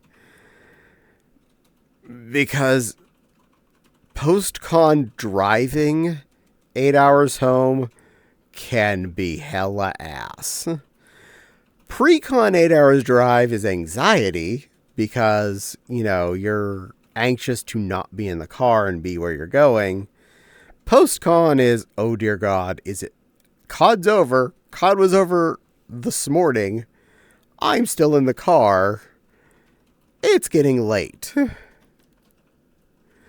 Hey, it's okay. You don't have to be sorry about the ads. Oh, thank you. I appreciate. Canon says, FursonaCon and Anthrocon are the only cons I can get to because traveling expense plus a driving more than 6 hours. That's understandable. It's more than 8 hours. Okay, well, that was my guesstimate on what I looked on the maps, but thank you, Wild, for, yeah. Have you been to PuppyCo? I have not. Having a great time at the con for 8 hours is important. Yeah, exactly. 8+ hours, apparently, according to Wild, for the drive each way. Also, the virtual BFC event next month. That's pretty cool. Hey, I want be the not cute angel if I didn't always want to support an amazing being like you. Thank you, Angel. You're a good little woofy. You're a sweetheart. I appreciate you.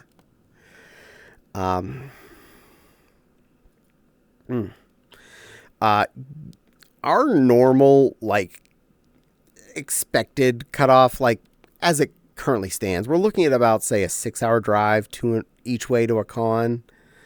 And MFF and Anthrocon are within those ranges for us. I see a blue doggo. You do. That is little Silver Star. She's a good little baby girl. MFF is about 3.5 hours from us, give or take, depending on traffic. And Anthrocon is just a hair over 5, again, depending on traffic. And if I miss my turnoff on Route 30 more than once. Route 30 makes an exit on the way there like twice. And then I have to remember to get on the 71 North. I have missed all of these things each at least once.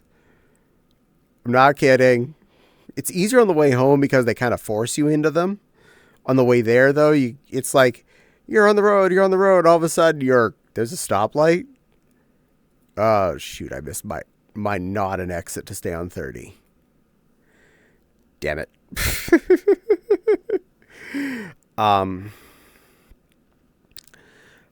The one con we were strong oofta. Yeah. The one con we were highly considering was the one up in Toronto. Vernal Equinox, I think it's called. Because we maps to that one. That's only about a 6-hour drive from us, which is barely longer than the trip to Anthrocon. So that's potentially cool. And I know quite a few people up that direction, including a certain plushy turtle. I've done stuff like that a few times. Yee! Yep, F-E. Okay, I guess the right word. Yay! But from here in Fort Wayne, we drive up to Michigan, then drive south into Canada, and it's basically a straight shot on one road all the way from there to Toronto. So it doesn't look complicated. But you need a passport or passport. I heard potentially if you have Real ID now, that works as well. So we may not need a passport? Question mark. But that's on the things I would definitely check out before I set things in real full motion. Hi, Maxie. Yes, this is the squishy. I got redeemed to be a squishy, so that's what y'all have to deal with. Painfully tooth-rottingly cute pink bunny. This happens to me sometimes. I has both. Yay! I had a passport. It's expired because I needed it for my first FurCon, which was all the way over in the Czech Republic. I love it. Yay! There are free versions of the squishy, so if you're interested, Maxie, go to the avatar search things, look for squishy. You should be able to find that. This is actually an uploaded version. Fopsy put a lot of extra doodads in it for us. So cool. I got a lot more options. Nothing dirty. I mean, like, just other stuff. Clothes and things. Anywho, interested in trying the Toronto thing. I have not been up to Canada since I was in high school, I don't believe. And it was to Toronto, of all places. And I found it was a very, very pretty city when I was there. I liked it. But is there a Foxy Squishy? It changes to a lot of different versions. Foxy does turn hers into a Foxy. It has like a ton of ear and face accompaniments and tails. So yes, you can turn this into a Foxy. So Kenny, if you're in need of that, go talk to Fopsy and be real nice. Okay? Just yeah. I think that might be able to be arranged. just putting that out there. Naughty, my goodness, you wonderful pink bun. You raided me, you sweetheart. You got raided by a bun? Please, by all means, you did. if you can give a shout out to Naughty if you're here. Are you here? Raided by a bun. I'm here. Yep, I'm here. I'm doing it. Thank you. Naughty, my sweetheart, you most well-behaved, beautiful Bun. Thank you, good girl Bun. I really, really, really appreciate that. You are so amazing, Bunny Stampede. And Katie says, okay. And I says, hey, sweetheart, how are you doing? Oh, I'm doing just fine there, Naughty. How are you doing, wonderful Bun? You get to see me in the painfully cute bunny model today. So that happened. Oh, you're cute. I'm not cute. Hi, Cap'n Stouty. I haven't heard you chatting in a while. Welcome in, Cap'n. Meow. But how are you doing, Naughty? Were you being good today? Did you have a fun stream? I believe I was at least lurking in it for a while today. It was a busy day at work. I can't remember who all I was staring at off and on, but I'm pretty sure I looked at you for a while. I didn't get to listen much because busy day at work, but I lurk like a good little creature. I'm a good little lurkitude.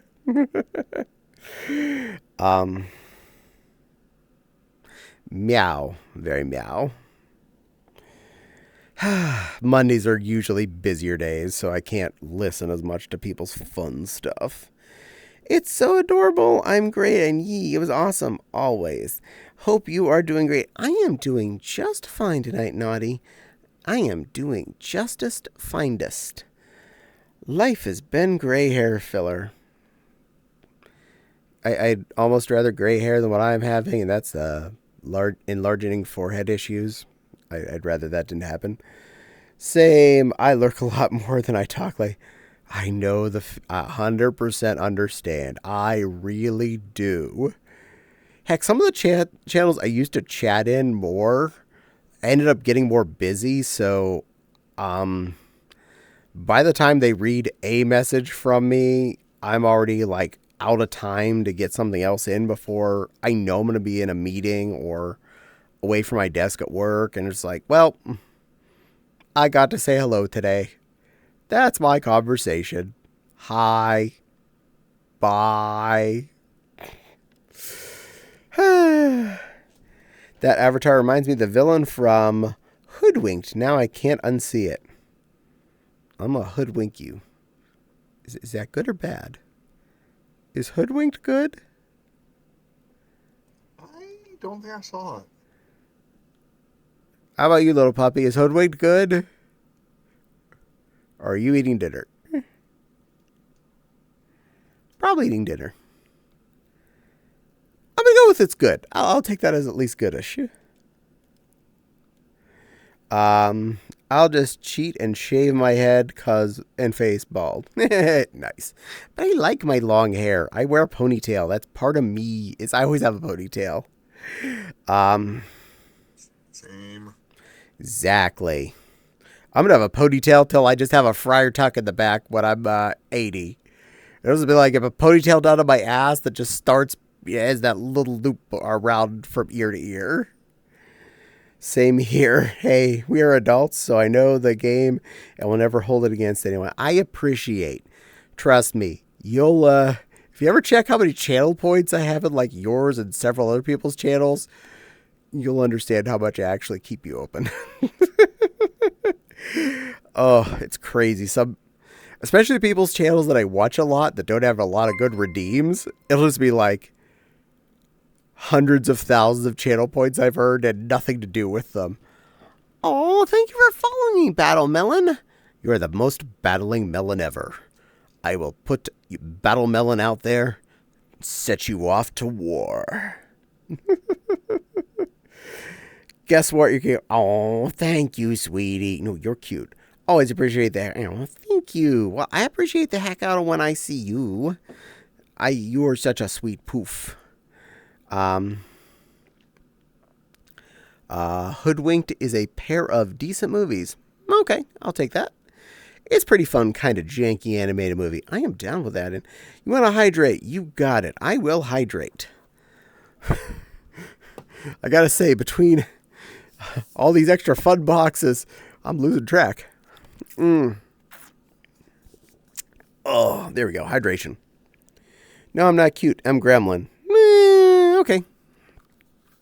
Well, you're a good little gremlin, and I appreciate you for following me. I hope you enjoy your stay. Little gremlin-looking little wolves or foxes. I can't tell the difference, and I can't click on them, so they're red and green, and that's sweet. Also, the word hoodwink itself means to be tricked or fooled. Well, I am here to trick and fool all of you. I am not really a cute little pink squishy bunny in real life. Immersion broken. I'm a fox. Rawr. Well, you're a good little fox. I like foxes. I'm married to a fox. Her name is Fopsy. And she's sitting across the room from me watching something on her YouTubes right now. Kenny's a Fopsy. Kenny's a good little Fopsy, too. I'm gonna lurk and grab some grubbies, sweetheart. Keep being amazing, but I know you better be amazing too there, Naughty. I know you are, and you're a very good girl bun. Enjoy your nom-noms. I know that one is probably still getting nom-noms. That one definitely ate a good nom-noms, and this one also ate a good nom-noms. At least 2 of us were salads tonight. So that's kind of healthy. Kinda. Do we get healthy points? Kinda. Okay, good. Yeah, I'm kind of such, yeah. Was your chicken grilled or fried? Oh no, it was grilled. Well, it was actually pan cooked with in olive oil with a bunch of spices, garlic, shallot. Okay, but not breaded like chicken strips or something. Oh, No. you count as healthy. You're good. Yay! Mine was My dinner, ground beef. What'd you have? I had Velveeta cheeseburger with mixed vegetables and garlic bread. Okay, that's not bad. You had vegetables. That's good. You get points. Good girl. Good girl. You ate your vegetables. That's a good little baby girl. Most babies fuss about eating their veggies, but you did a good job. I'll complain about eating spinach, but I'm good with other things. I had a Berber topped with pork Mexican pastor meat with fried. Ooh, Kenny. That sounds pretty good. What you Curious you on what share? that is. I'm curious too, but whatever it is sounds good. Mexican pastor meat. I'm gonna have to look that up. By the way, speaking of points, you had points spent on you. Oh, there's a cutesy. Oh, I missed that. Sorry. Yes. Let's see. I'll start that at 4:56. So I need to do that. I'll do that all the way to the 2 hour mark. You get extra for me being bad about this. It was. I had chicken wings and onion wings. Well, that's not exactly healthy, but I'm glad you ate a food. That's very important. I had leftover pancit, says the Fluffin' Mint. I have no idea what that is, but I hope it was delicious. Jax is giving love potions, hearts, beggies, oofed Caddie, and a petting on hardwood. Aww, that's a lot of cute emotes. And I know what they all are, so there's a thing.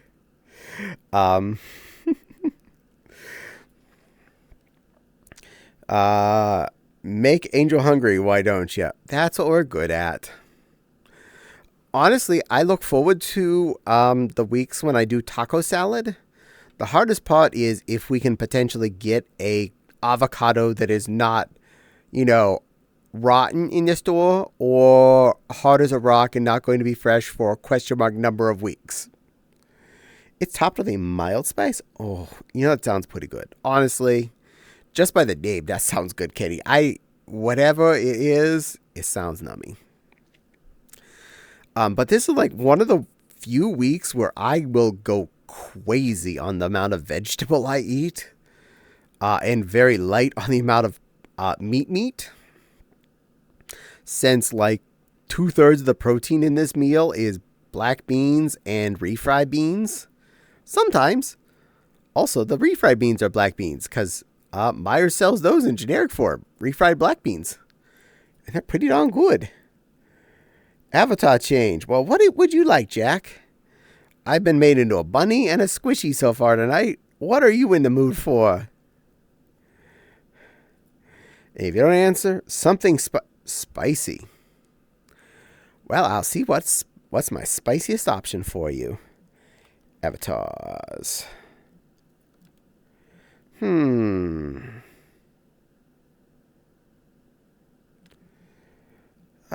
know what? This is different, and it is kind of spicy. There you go. Spicier. And I'll move the camera up just a little bit.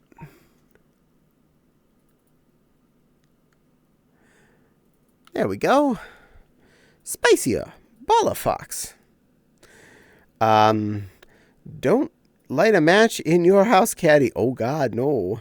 Not after all the beams. Yeah, I know. We're a tinderbox with all that much bean protein in our house. But really, it is so scary how much I love that meal. And I will legit look forward to leftovers all the way to the point where we've run out of taco meat. And that could last us several days. That could easily be through Friday. We have taco meat to do this. There's a good chance the head of head lettuce will run out before we run out of taco meat, and I have to buy another one on Thursday when I'm grocery shopping. I consider that a major win-win. Usually this involves us opening at least another can of refried, another can of black beans, another can of corn. Mostly because we actually already almost ran out of the black beans. And I think we got like 1.5 more salads worth of the refrieds and maybe another salad worth of corn. But yeah, I mean, all of that's inexpensive and really good vegetable matter. So it's a healthy dinner and it's super filling. And I actually want it, which is so weird. Pancit is a Filipino dish. It's typically got noodles. I got rice noodles, cabbage, chicken or pork, onion, and carrots. Huh. Well, I do like rice noodles, cabbage, and chicken or pork, And onions and carrots, those all are good things. So depending on what seasonings and saucy stuff's involved in that, I bet you I would probably enjoy that. Not to mention all the fabric. How much taco meat do you have? Well, last time I made 2 pounds of ground beef plus 1 pound of fake meat. I can't remember which brand, but one of the ones that's in the veggie meat section that's ground crumbles. This time I just made the 2.25 pounds of ground beef. So last time it lasted into the following Monday, which was too far. So I just went with the basic pile of ground beef. Any of your Avi you're in is cute. Caddie and Fopsy is also cute. Oh. Fopsy is cute. Yes, she is. She's being a good girl and playing on the internet and relaxing right now. And I'm happy about that. Nepal's being a good girl. And Silver's being a good girl. And eating din din probably. No, I already ate my dinner. That was so good. Still good girl. When did Fua get here? To be fair, You do kind of look like Fua. Well, that's the same model. Baller Fox. I had this version of the Baller Fox before Fua did, and I let Fua know I really liked the new version, and then shortly after Fua did get it. And yes, you are welcome in. When I yeah, I can understand that. I don't mind someone thinking of this as Fua, because for the longest time I just looked at the Baller Fox and I thought of it as Fua, but I always wanted it to because I loved the look of it.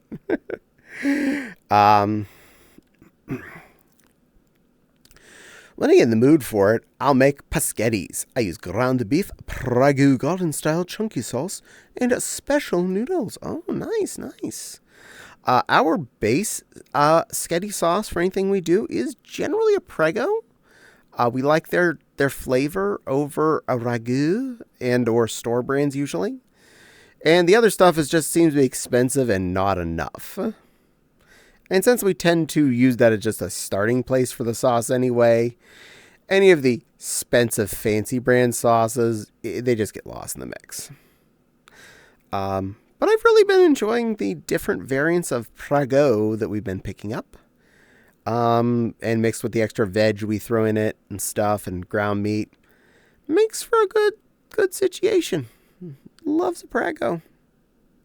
You're always going, oh, you're a good boy, Angel. You're a good boy. You're a very good boy. Do you use spice mix or make your own? Well, for the tacos as meat, we use the one of the pre-mixed things. I actually buy it in the tall shaker, the big restaurant style shaker of taco seasoning. I forget which brand we have at the moment. It's orange colored. That's all I remember for sure.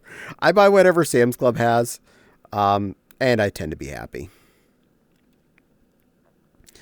The noodles are called miracle noodles, which is made from a plant called konjac. Oh, well, that sounds nifty. I'd love to try that one. I love a good weird noodle.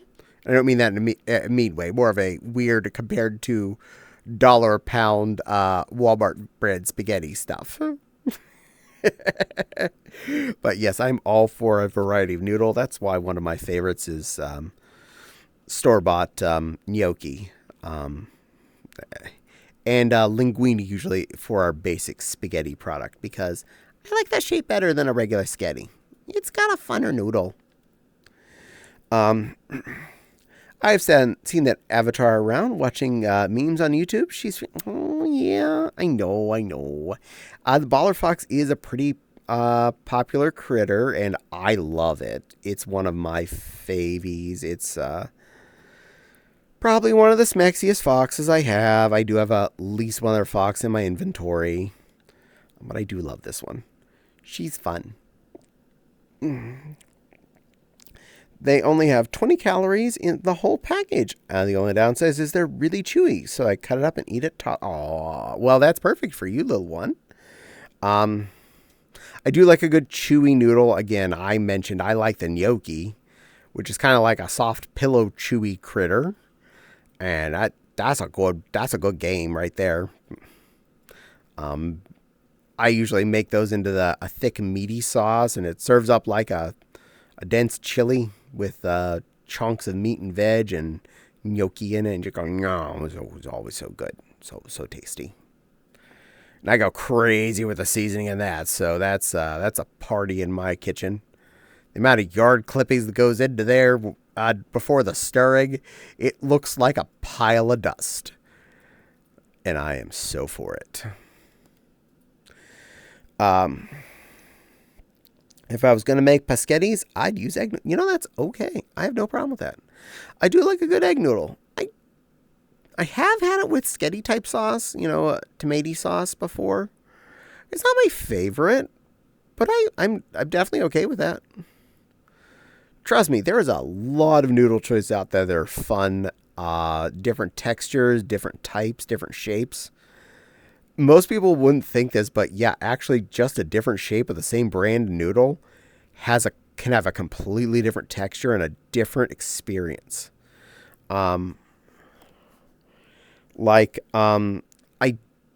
not too long ago, I did rigatoni with my same basic recipe of meat sauce that I do with the gnocchi.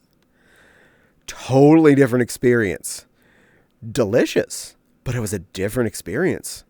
Completely. Because that particular noodle, it's a really good chewy noodle, whereas the gnocchi is more pillow soft. And it stands up really good to the soak phase, as I call it, where I'm not doing a baked thing, but I do put it in the sauce and let it simmer for an hour or so before I end up eating it. Usually about 2 hours, because I make it well before Fopsy's getting off work, and she gets off an hour before me. Yeah, that rigatoni was a much different experience than the gnocchi, a much different experience than the linguine is when I serve it with that. And I am down for that. I loved that experience, and I will do that again. The noodles are chewy, really firm. They take several bites to chew and chew it up to safely swallow. This is very fair. I am okay with a good chewing experience. Good for your jaw. Exercise that jaw. Good to work out the muscles. Ads are great. Well, I know. Sorry about the ads to anyone that still had to watch them, but I promise, if you're getting ads and or you have Turbo, I still get paid for those ads one way or the other, and that does help the channel. It helps support me. It helps me be able to do this without it actually costing me money, because, not joking, this actually was an expense for the longest time. I still think I probably pay more for support items and electricity than I make off of ads and sponsors. But I enjoy doing this, so that's what counts. I'm doing this for fun, not because I'm making money. And I enjoy hanging out with all of you. It's good for me psychologically. And I see a crystal.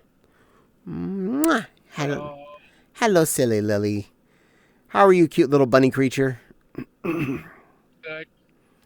Good girl. Princess. I see you got your little princess crown on. Yeah. Boop. This is why I got on Twitch for amazing ad Jax, you're a silly foof. Another Benoy. Yep. Jax is correct. Technically not a Benoy. Crystal is a Hopkin. It is a nifty VR chat-based creature. They have long ears, lion-like tails. Though I get arguments from other Hobkins, I say they have a very bunny face and bunny body. Just with a big, long tail. They're cute and small and sweet and cuddly and well-behaved normally. And the other one, most of the time. Some of them I watch will argue they're not bunnies. Other ones actually openly call that a bunny. So your mileage will vary. Jax is doing a first a heartwood beggy, then a heartwood waggy, a licky towards the hardwood waggy. I'm just a Hobkin enjoyer, very bite-sized. A Hobkin was one of the first avatars I spent a lot of time in on VR. They are comfy. They are fun to be. I have a couple still in my inventory.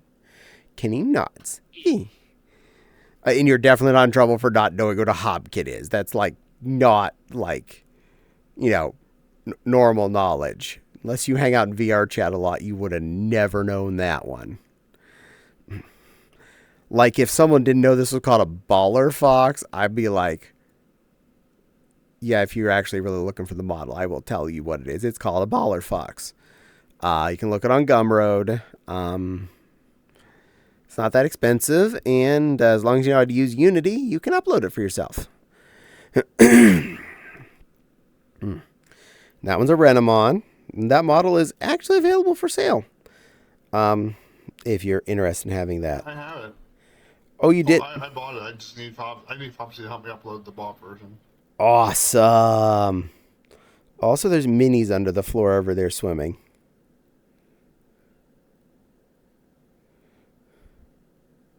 That is really cool. Oh, there's actually puddle there. It's not under the floor. It's like a hot tub with fish. Fish tub. This world is really big and wonky, so we're just putting that out there. Renum is just a small-eared Hobkin. No, she has a long Fopsy tail, not a Hobbikin tail. Renamon is a Renamon. Renamon. They have the shoulder spikes too. Yeah. I think they're technically wings. If I remember reading the lore right. Or shoulder flu. Well, they're often drawn as feathers.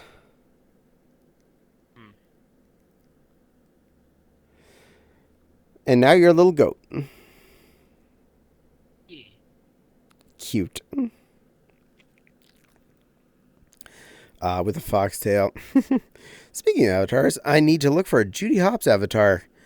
I wouldn't mind a Judy in my list of things, but sometimes it's hard to find something weird and specific like that, even though you'd think it'd be easy. It was a quest to find a good Mewtwo. Renamon is a Foxy Angel? I can see that. That would make sense. I'm fair on this. We'll go with fair on that. A lot of Digimon are about to get dumped. Renamon. A lot of Digimon have angel evolution trees, one way or the other. So that actually makes a heck of a lot of sense. And the way Digimon evolve, unlike Pokemon, is depending on which lore set you're going at, Renamon could evolve into like Angelomon or something. So, you got options. You don't have to go to Talmon. I mean, that's not a requirement. True. I mean, I'm good just saying Renamon. Yeah, Renamon's cool too. I like Renamon as is. I'm just saying in case you needed to power up for a battle or something, some Omega level Digimon comes in here and we gotta, whoop some butt, and I need to use you as my partner to take things out. Fair. Can you be Omnimon? Can you merge with the other Renamon and turn into an Omnimon?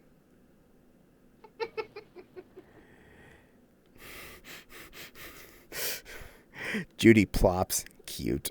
Her evolutions are heavy religious. A lot of Digimon have heavy religious related evolutions. That's actually an interesting point. Like a lot of entertainment, the local people who it was based for look to have things that look exotic to them, which is why a lot of the evolutions are more Christianic, angelic creatures, and or Eastern knights and things like that.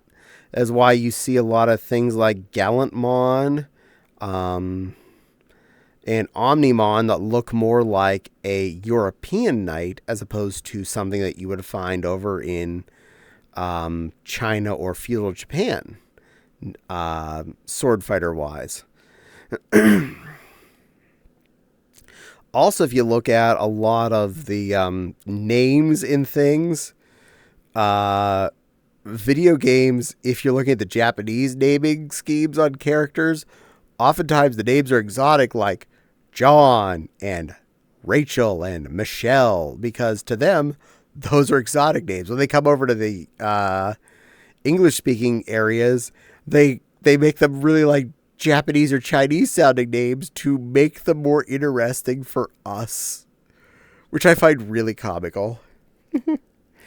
Cubimon is a Kisune, Taumon is a shaman, and Sequoiamon is a monk. This is true. That is one of the few times Digimon went the direction of more Eastern religion-based evolution type as opposed to Western religion-based. Less direct...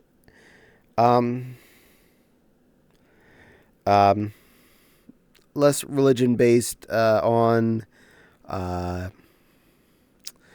Middle Eastern centric religions like Christianity. I's exotic name. You are exotic, Kenny. You are very exotic. You're an exotic little balloon fox. And one day, maybe, if you grow any more, you might get a second tail. But for the moment, we're going to say you have a little kind of short nub tail because you're still just a baba. You're a sweet little baba fox who loves his balloonies.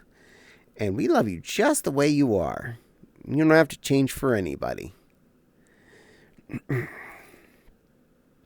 Cubimon is pretty cool too. So's Taumon and Sequoiamon. Crinkle wag. Yay, good little crinkle fops. Definitely not going to deny I have crinkleable avatars in VR chat, so we'll just put that out there.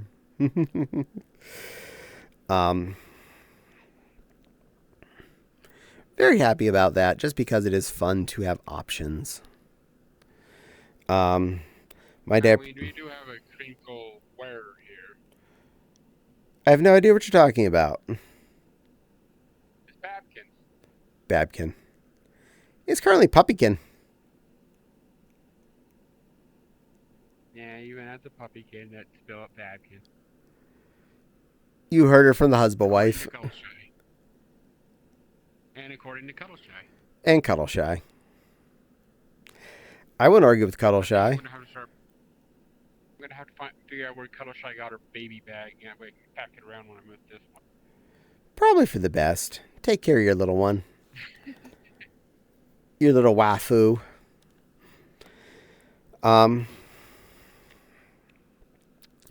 I've definitely been enjoying wearing interesting clothes while I'm streaming lately. It has been fun. No one can see me, but I'm definitely comfortable in what I'm wearing, and that's kind of important for me. Oftentimes it makes it a little more interesting when I have to, mid-game go, I need to pee. And then my body's like, you've been sitting for 3 hours. You need to pee now. But this is going to take half a minute to get out of to where I can... Then you better get to it, mister. Yes, bladder. Stretch, stretch, run, run. I have started to get record timing on getting in and out of these particular clothing items I've been wearing during streams. Just putting that out there. Yep. Getting skills. Skills to not really pay any bills, because that's not really much of a job. Though I am happy to say, oh, tail waggle. Well, you got it. You get a tail wag for Jax. Big, fluffy pink tail. You know what? Hold on. Let me move the camera down a little.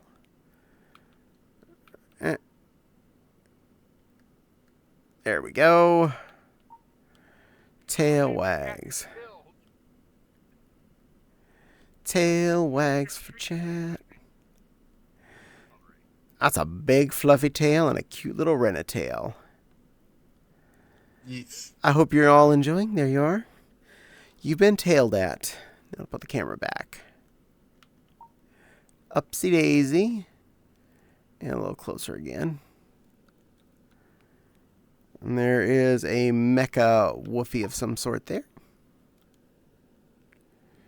That's a Five Nights at Freddy's character, right? Yeah. Okay. You can almost say I'm the best.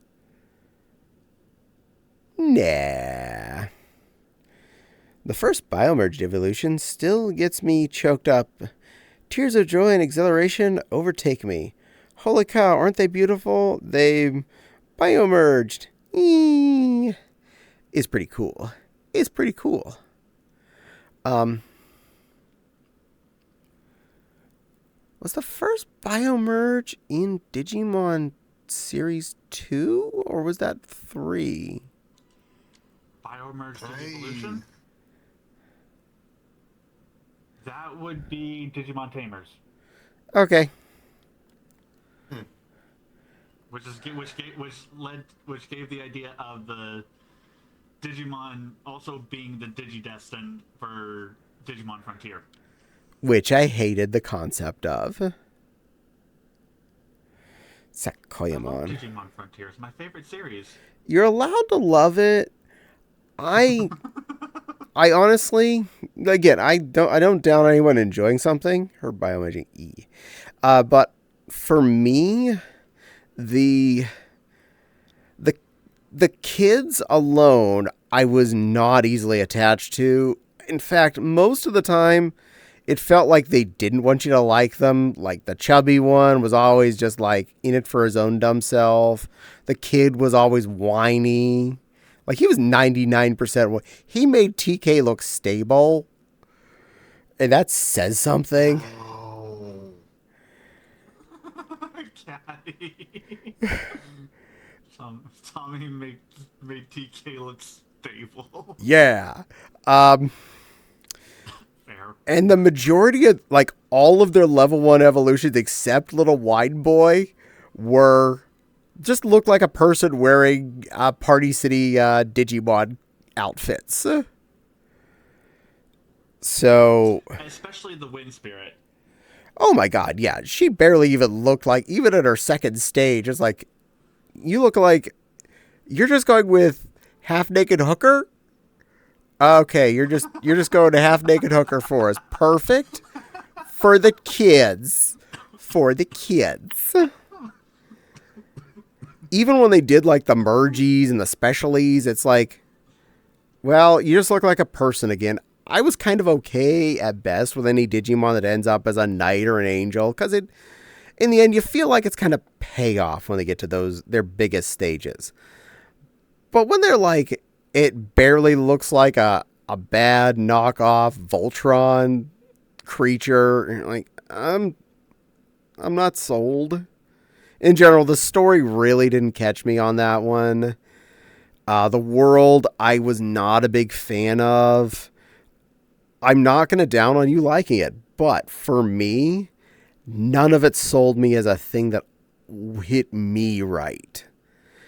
And I actually looked at it objectively for a good ways to see if I can enjoy. I've watched it quite a few times too.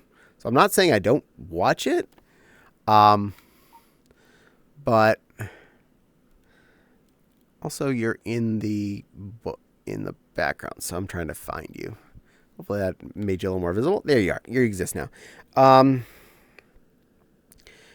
Oh, that Roxanne is so pretty. Apparently, you're pretty and named Roxanne. Oh shoot.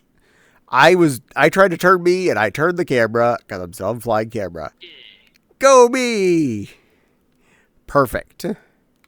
Skills. Yes, I can't use any of the features because Professional the features streamer. are not for kids. Yes, don't turn on any features that aren't.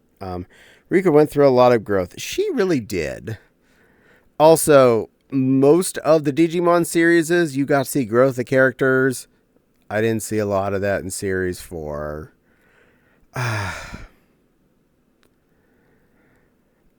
And even the way the final boss kind of came out of nowhere, it just felt like, okay, we're just ready for this to be done, have a final boss. To be fair, though, Apocalypse kind of came out of nowhere, but again, I feel like that's we need a final boss. Even Venomite, or was it Malamyotismon, came out of nowhere at the end of Season 2. Again, as we need a final boss, let's just squeeze this out. But even that one, it's like they kind of were teasing him all the way through. He wasn't just like, they just didn't show him. It was more of a whodunit from the beginning of Season 2 all the way to the end of it. I have legit this shirt in my Rena has currently. I need her other shirt. Oh, yay! Yes, because you are a pretty girl and you deserve to be a little Rena in real life. Truths. But I've, to some extent, enjoyed every Digimon series except for the one that had Appamon in it. I made it through about 3 episodes of that, and I just couldn't any further. It 100% did not feel like Digimon. It felt just off.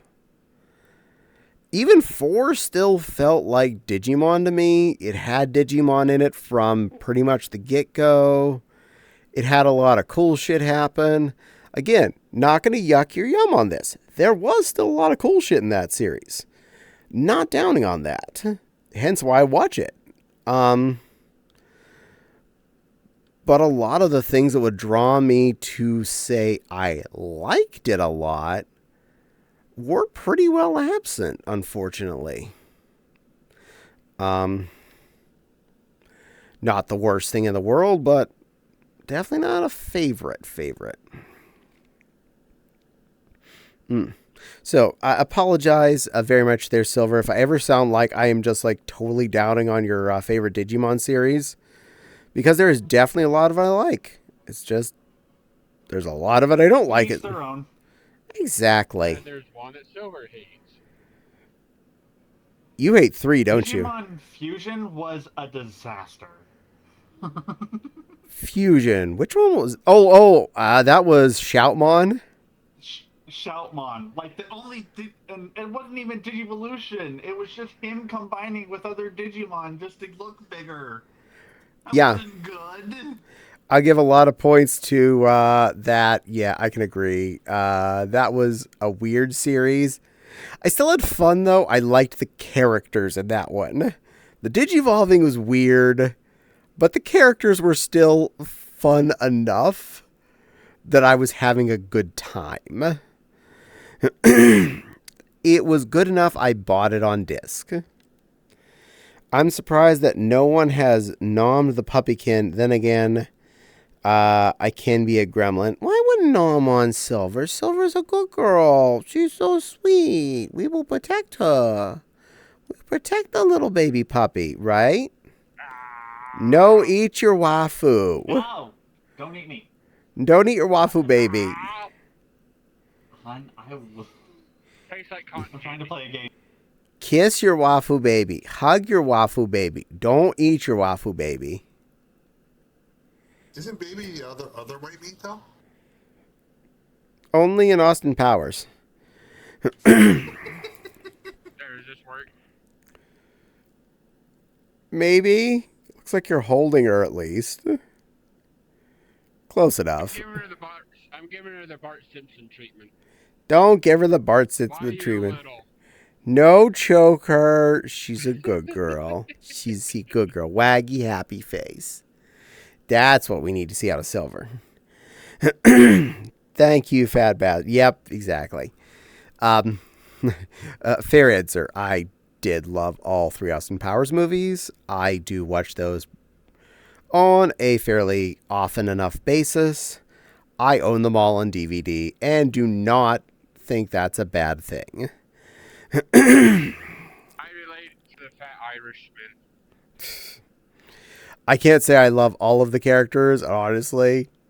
I don't much care for Fat Bastard specifically, but I don't hate him, so he doesn't ruin the movie or anything for me.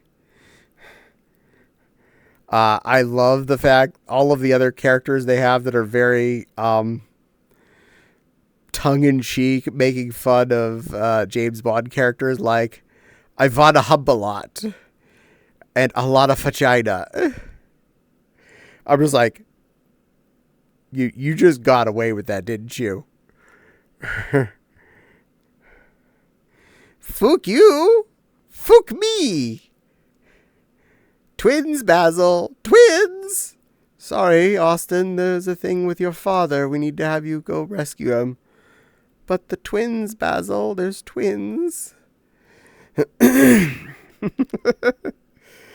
the tent gag was hilarious.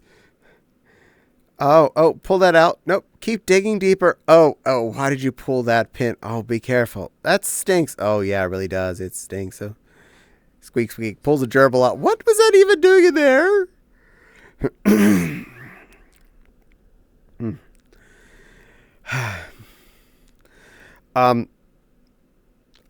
There are not many jokes in those 3 movies I didn't feel like hit good.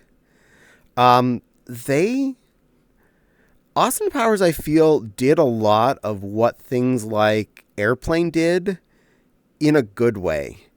Because, in a way, it was being a spoof of spy movies. But it was being aware that it was being a spoof in certain aspects. Like, the characters were somewhat self-aware they were weird. And it wasn't trying to be like a lot of the movies that were just like, we're just going to use something that's in the media today and make that the joke. Like, oh, this was on TV or this was a meme right now. And even by the time something makes it to DVD from movie theater, a lot of times the joke has failed already because it was so situationally topical, let alone watching it 5 years later. Get Smart kind of did the same thing. I liked a lot of the oldery spoofy type movies like that, but the later ones not so much. And Austin Powers was good. The late 90s, early O's were a heck of a time for that kind of... They really were. Because Austin Powers may have made fun of some spy movie tropes, but it only kind of did it like indirectly, like using the dopey names and the basic concept of the supervillain who's just like asking the entire world for a ransom or they're gonna blow it up, and the world laughs at him in this because I want $1 million bajillion. We don't even have that kind of money. What are you talking about? You're never gonna get what you're asking for. And of course, all of the super stereotypical villains that are just some kind of random trope.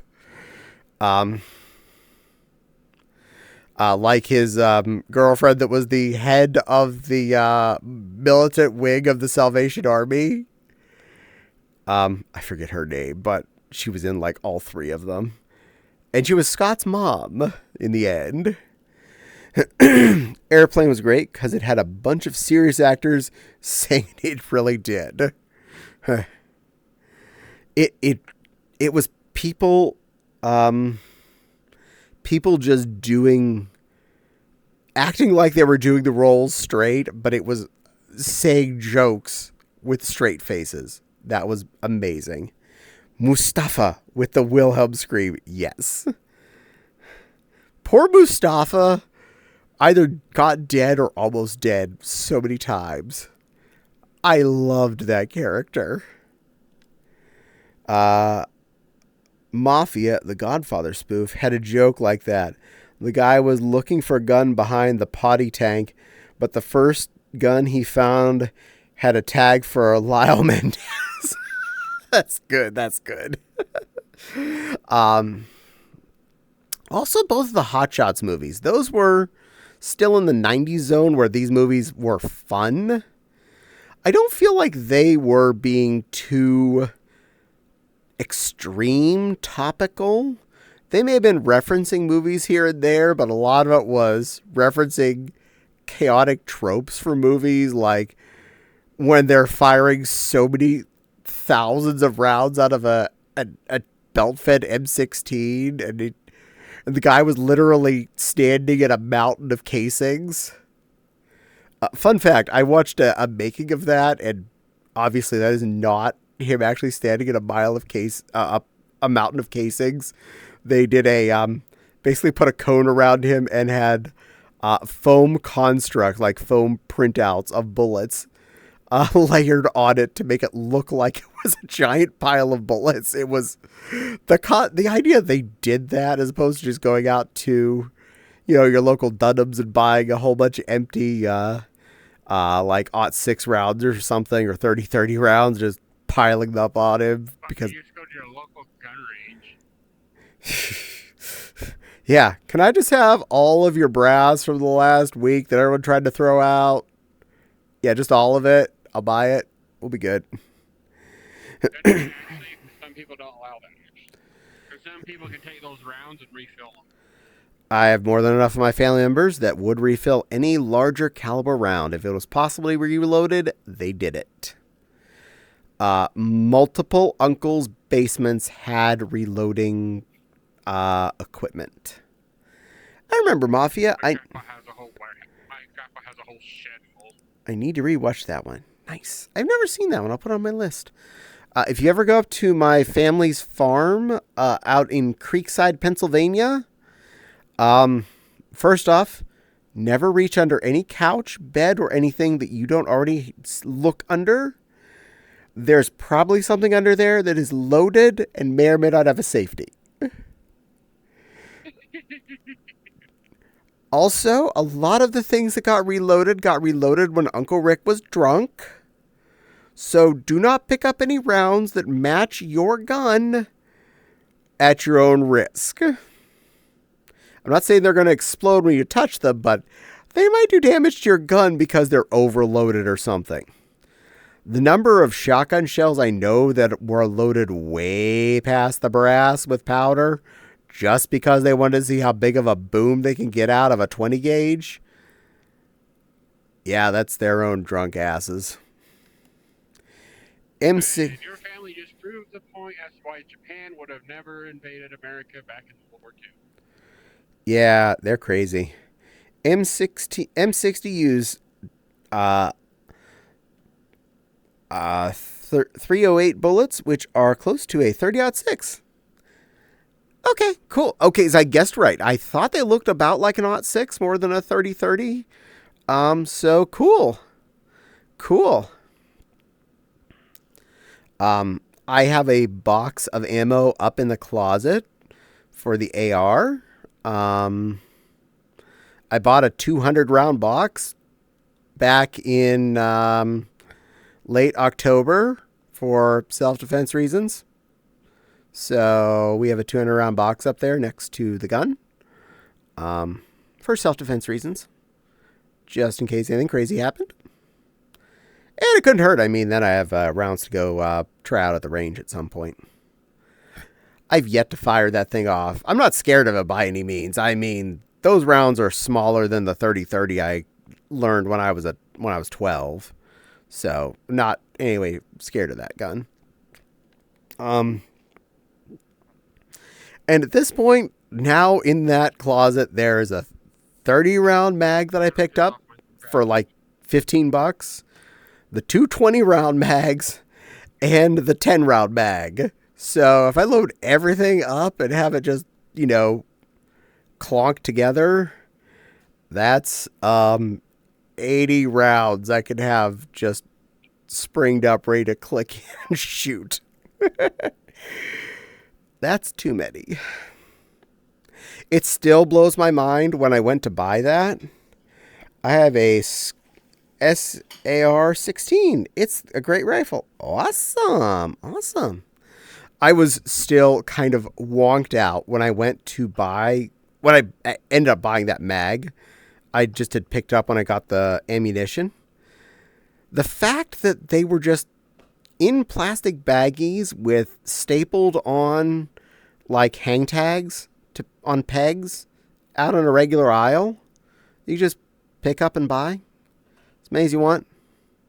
It's like $15, $16 a piece, different sizes, different makers and whatnot. It was like going to GameStop back in the day and they had the controllers in baggies on a rack. Like that. Just with magazines for assault rifles. This is just apparently normal. I got carded for nothing. I bought 200 rounds of ammunition and a 16 round magazine. Nobody even carded me for that. In fact, no one would question the magazine because technically there's nothing about it. It's not a gun in and of itself. Though I kind of feel like something like that really ought to have been in the case. I'm not saying I really want to wait for, the one store member that can open the case to waddle back to me to open it up to let me buy a $16 mag. But I kind of feel like it should be in there. It's just like, why is that not locked up? Unless you live in California, you can have high capacity. Yeah. Just out of my stupidity of browsing, I actually looked up that Freedom Rounds over by the mall did have the 200 round double drum magazine for the AR-15. So I could have gone and bought a 200 round double drum mag to plug into that gun. It cost $160-ish or something like that. But I could have 200 rounds loaded at once. After having just felt the weight of the 200 rounds in a box, let alone when also holding the gun and that ammo and the magazine and trying to hold it up and aim, I'll be like, this doesn't seem like it'd be a valid, smart concept. Hello, Phantom. Welcome in, sweetheart. How are you doing, little pink?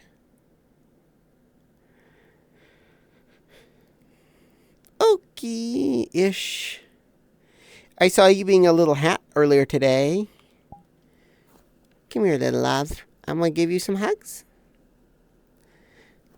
You're a good boy.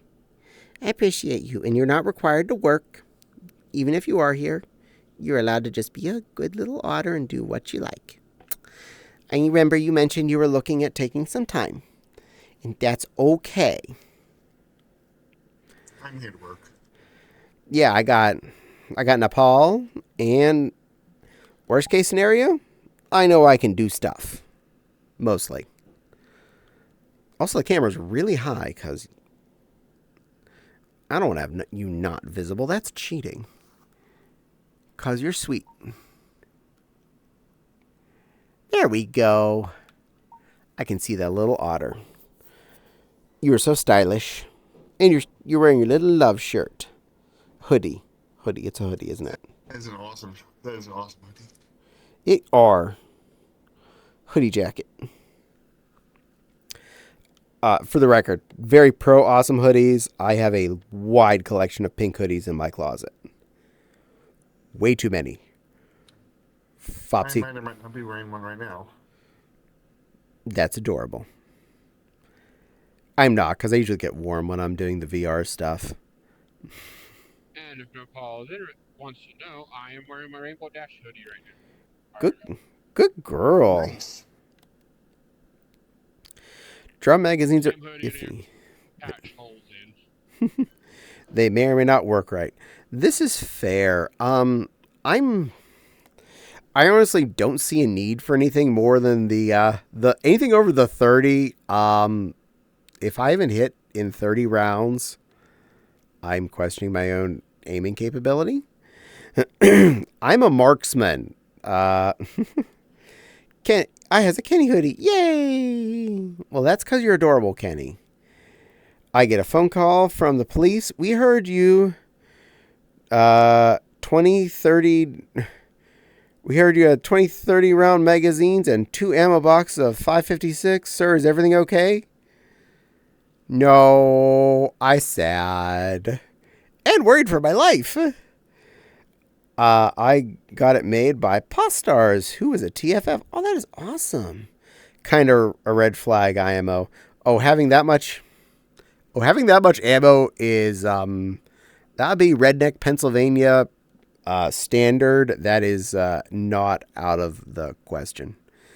The number of my relatives who owned more than 20 guns is a very big number. I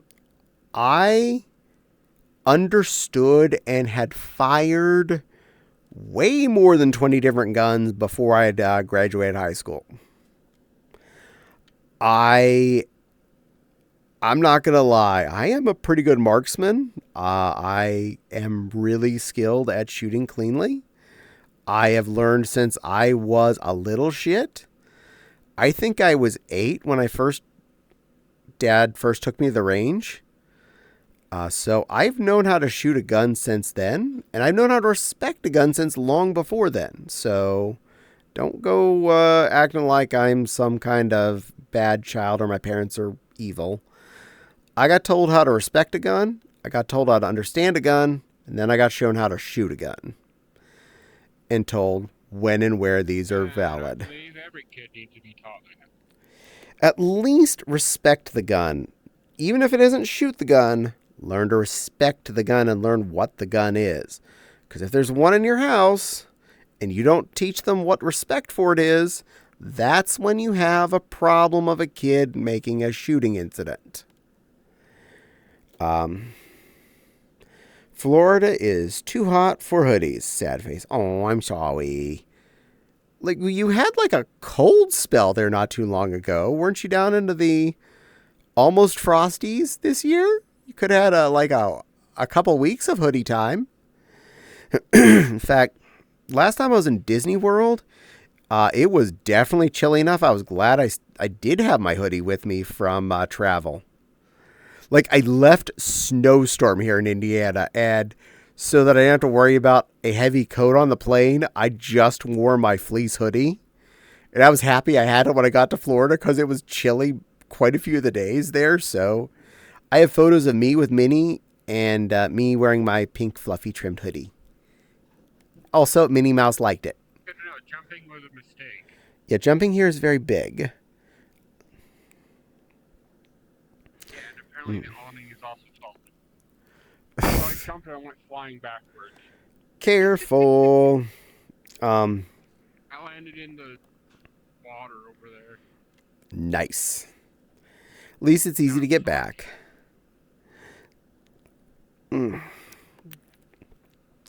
But I'm not going to down on anyone that does or doesn't like firearms. I don't want to dwell on them too much because I know it is a uncomfortable subject for a lot of people. This is fair. This is honestly very fair. Depending on how you grew up and what your situations were, it was only cold enough twice. I'm sorry. But depending on what your situations are, I can understand that hearing GUN is a scary word. I had the extreme opposite experience. I was raised with every Monday after Thanksgiving was a holiday, the dad always had off work. And he went up to the farm and out into the field. And every few years, he'd come home with a fresh buck. So for me, I grew up with, they were tools. They weren't items of fear. if I saw one, it never caused me to be scared. I just looked at it as an item, a device to do a task. And you don't take a screwdriver and go out and, Freddy Krueger at somebody, and I wouldn't take a gun and go and, do that to people. What? No, that does not make sense to me unless I'm defending myself. At which point, they already asked for it. I won't go out and Robin Hood somebody. Yeah, don't do that. I'm pretty good with a bow. Me too.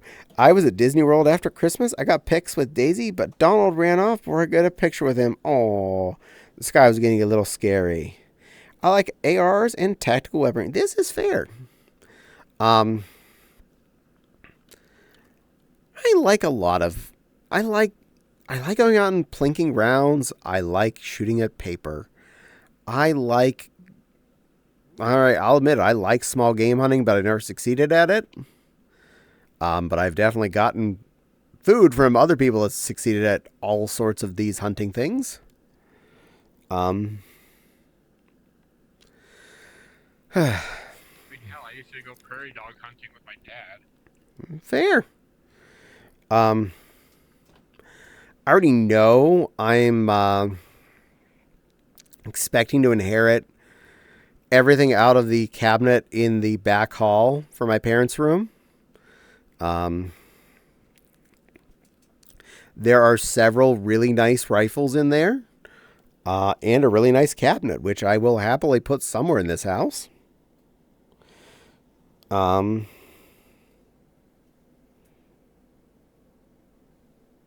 You're too goddamn adorable. Just those little eyes looking up at me. I love you, Phantom. I miss you when you're not here. You know that? Not kidding. And you made me hecka smile today when I saw you on someone else's stream. When you were a hat on someone's stream in Cisco's, you were a hat on Cisco's stream on someone's head. That was really, really sweet. You got the otter hat. Got a pic of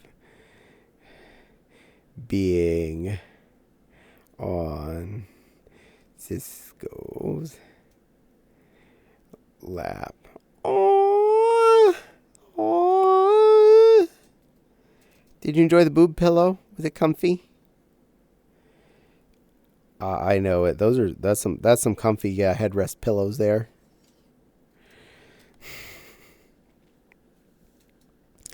I would never robin your hood. Thank you. I have a bunch of empty deodorant cans used for plinking. A nice piece of steel. Nice.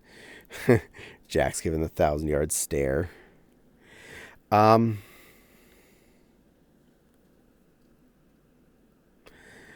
one of the only things I asked for to inherit from Grandma's estate was the shotgun. That's the only thing I asked for.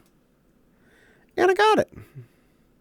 So, it's one good memory that I want to keep forever.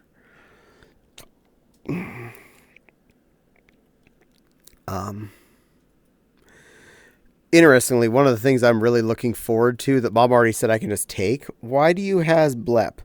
Because I forget where my hands are on these controllers and what the expressions are. So I'm bad at this. I'm not used to this model as much, so I forget where to not blep. Mom already told me if I show up there with an empty enough car when I'm visiting them, I can take home all of the wedding cake supplies. She has a very large cabinet full of lots of cake tins and staircases and pillars and decorating tips and all sorts of cray stuff for making wedding cakes that she knows she's never ever going to use again. She used them once after I was born. She used to make wedding cakes as a side hustle. But she stopped doing that around the time she had baby number 1, my sister. Handy surprise licking. Yeah. I don't mind have surprise licks. Um,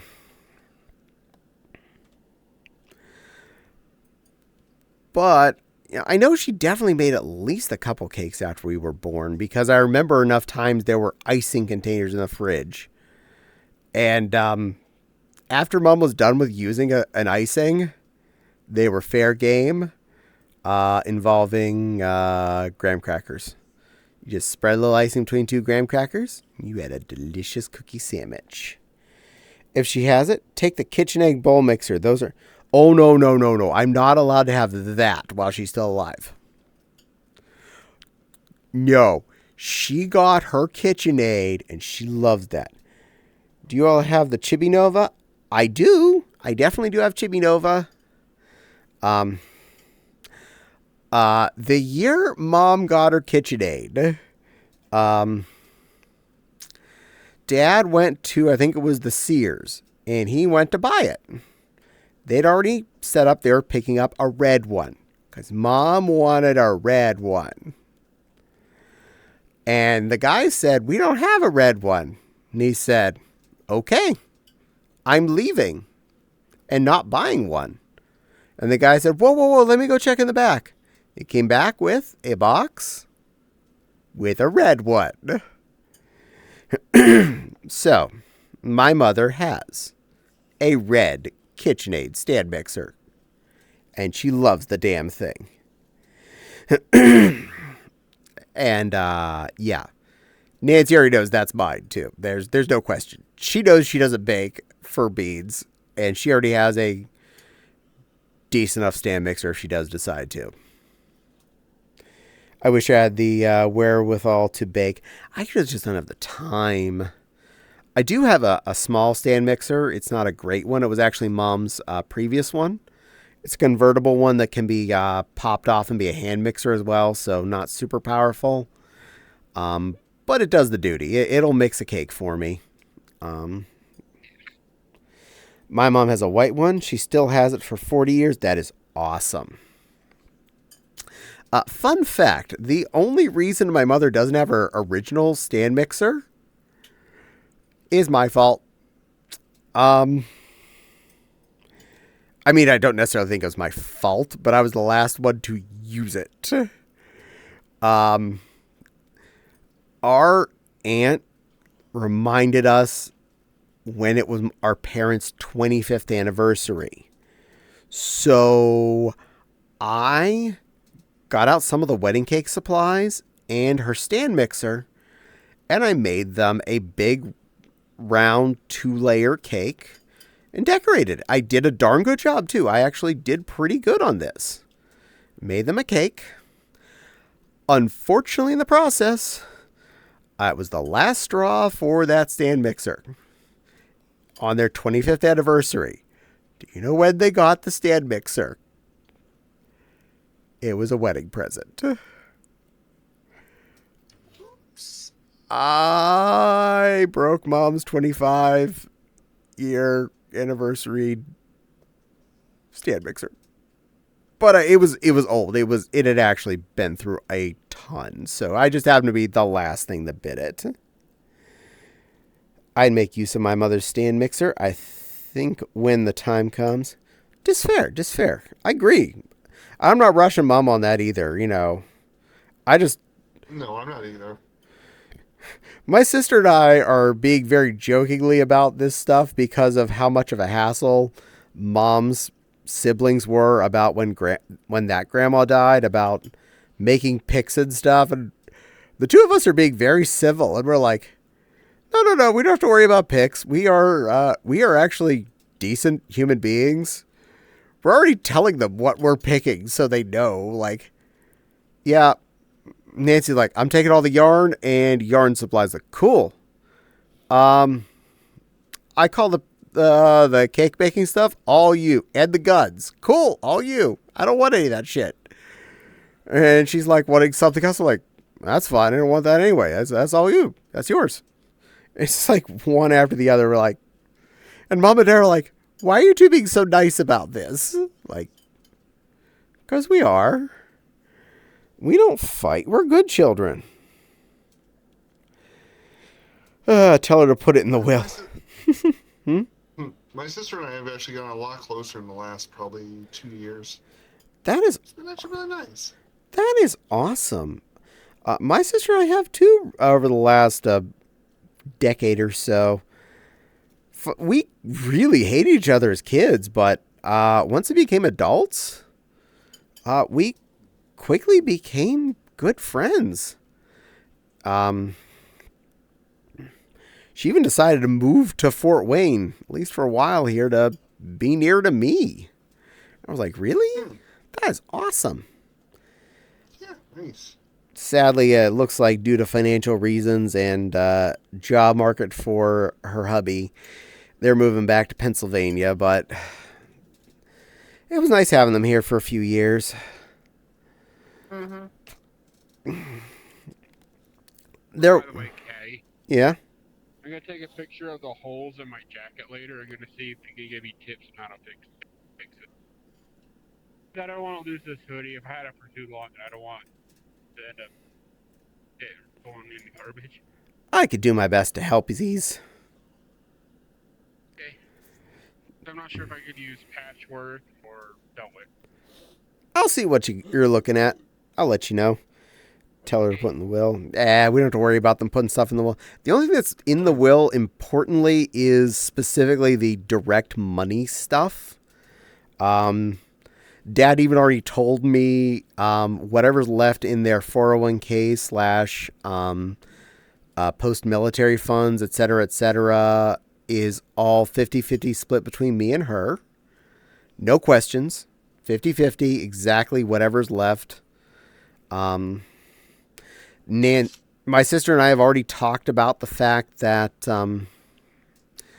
if she is living in Apollo, she would happily take the house and just let us have the financial equivalent back out of the remainder and or pay us the financial equivalent over time for our half of the house, which makes our lives easier. Then we don't have to worry about selling that house in the middle of, bumfuck Apollo. Ugh, my mom's family revolters. I envy you. Yeah, my mom and her sisters had so many fights. That was 30 some years ago, and what's left of them are barely still talking. Night time. Good night, little Kenny. You rest well. And Jack says good night to you as well. Sleep well, little baby Kasune. Dream of balloons and happy plushies. But yeah, we were actually talking about it. She actually Fopsy actually talked about it before she talked to us about it when we found out she was looking to move back to Apollo, and we were like, if she wants the house when they pass, that would save us a hell of a lot of problems. And then she mentioned it when she came to visit us a couple weeks ago. I was like, no, actually, we talked about that too. We thought that would be a good idea. So, yeah, if when the time rolls around, we'd happily talk about it. And we're not being too morbid about this. We're actually being more planny about this. Dad's 79, I think, and that means Mom is 78. So we're not like too future planning. We're kind of accepting reality. Grandma made it to 92, so we don't know how long we got. But we're taking stock on what time we have left. Another reason Nancy wants to move back there is, again, neither of us live close. We're a 5.5 hour drive from where they live, and having one of us nearby would probably be helpful. And since she's not static, her job is remote anyway, and her hubby's job is currently AFK as it is anyway, they can easily mobilize and move back to Pennsylvania to be near to where they live. My family had fights over my grandparents' stuff. Wasn't fun. Thankfully, I'm the planned executor, and I'm going to put a stop to that if that happens to my extent. Good work. Good plushie. Mm-hmm. Yep. Fortunately, I am glad my sister and I are not going to be like mom's siblings were. Um, Dad and his two siblings were actually super civil. They were, his brother and sister did well with the situation. Also, all three of them lived nearby and were helping grandma during her naughties, her 90s, taking care of her, taking her to stuff and helping her with things around the house and whatnot. And when it came time, they quite literally were just like, all right, what do we need to do to the house to sell it, and who wants what? And they worked through it as, I don't think there were I don't even think a heated discussion came up on any one item. Like, I think it was Aunt Jane that technically bought Grandma her living room TV, the flat panel, but every other family in the had a flat panel TV except my parents, and they made sure my dad took home the flat panel television. So it went to someone that actually needed it. Meth head relatives had my grandmother and aunt's houses empty before the bodies were cold. Makes me worried about what happened with my dad's family. I am so sorry. Also, with my parents' house, there's no goddamn way I could have that house empty before the bodies are cold. I don't think we could have that house emptied in 10 years. My parents have a lot of crap. A whole lot of crap.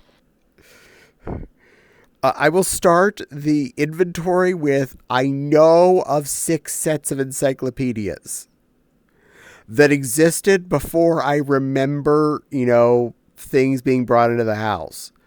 So, they're all real new and up-to-date knowledge. Hey, I know a lot of libraries would love those. I agree. We're going to donate those. Hell yeah. But, that's one stupid thing that exists that's just like piles of stuff. There are rooms that are solid shit. It's not like it's bad. It's just things they never are going to need. No one they know is ever going to need. Just stuff that they have not been willing to get rid of, and they have enough house to store it. I've actually been making a point to, if I realize something has expired usefulness and there is absolutely no reason to keep it, I will find someone that needs it, donate it somewhere, or trash it, depending on what the relative best answer is. Because I don't want to have to deal with that when I'm hitting my 80s. Dear God, they have a house that has 1, 2, 3, 4, 5, 6, 7, 8 rooms, 2 halls, upstairs and downstairs, large storage room at the back of the 2 back hall ones, basement under 3/4 of the house, attic over the whole house. Attic is mostly empty, fortunately. 2-story garage with a basement, entirely full of stuff. Yeah. And many of these things are toys Dad bought with his annual unspent vacation time from work. His work gave him a fun game. If he didn't spend his vacation days, they let him have in-store credit and buy things at employee discount. He worked at a lumber yard. He liked working with wood. Do you know how many woodworking thingies he has that weigh more than 3 times as much as me individually? Oh my gosh. You remember that basement that's 3/4 of that entire house? Yeah, that's got mostly solid, large tool things that you can walk in between. That garage that's full of wood and crap, muchly full of more of those tools that are ginormous. I don't know what to do with. I don't even know how to donate the damn things because I wouldn't know how to move them. Yeah. I'm just hoping Uncle Rick ain't dead before Dad is, because he's the younger brother anyway. And I can at least say, Uncle Rick, can you do something with the whatever the hell this one is? And this one? And all of those? I don't care. He bought these in what, like the 60s and 70s? Oh, no. No, because he's from starting from the 60s. So he's been buying them.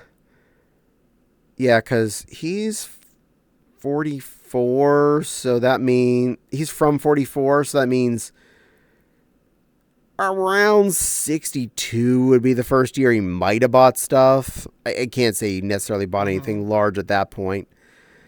But through the 70s, 80s, 90s, early aughtsies, he was still bringing home giant piece of machinery into that house. Yes. Like, I know things like table saw and planer. I can probably identify that and the drill press. Bandsaw. Like, there are a few I can list and look at and know what they are. The rest are just like, and that's a thingy, and that one's metal, and that goes brr, brr, brr. Oh, tell me he has a lathe too.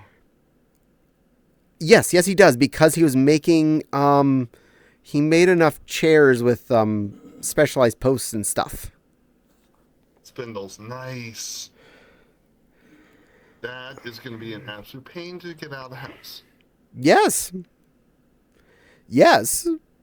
Yes. And the funny thing is, when he was working on bigger projects, he had deal with work. They didn't mind if he went into the, I'll use quotes, office to play with their toys on off hours. He was basically the foreman of the lumberyard in Apollo, and had the run of the place whenever he wanted. So he would often he'd go down to work and play around after hours doing his projects. Their computer desk is solid wood that he made down there. It's pribby. It weighs a ton. If it's solid wood, yeah, I can see that. I like it. I don't know what I'd do with it. If Nancy's living there, she can have it. It'd All be, I can say is, your dad and my Uncle Dave and Uncle Rick would get along very well. probably. My Uncle Rick does the same thing. Nice. It'd be pretty difficult, but probably sell for... Honestly, yeah, a lot of that stuff probably would sell for a lot if you knew anyone that wanted any of it. Hi, Nepal. Hi, Caddie. Hello, other Cad Pig. Welcome in. Hi there, other Cad Pig. I like how your name is just other Cad Pig now. It's a lot easier to type that out than what the actual name is. True dat. Oh, fun cheater fact. If you type the @ symbol and start typing Cad Pig, it'll give you 2 choices to click on. Yeah, I know. That's how I usually cheat when I'm trying to type out someone's name. It's like, I'm going to say, we'll just use Jack as example because you have a long name too for the whole thing. I'd be like, hi, @ symbol JAK. Only 1 choice left. Click. There we go. The whole name typed. I win. And then there are people like Phantom, who I often forget starts with a the, and I'll start typing Phantom and I fail miserably. I'm like, oh yeah. THE. Done.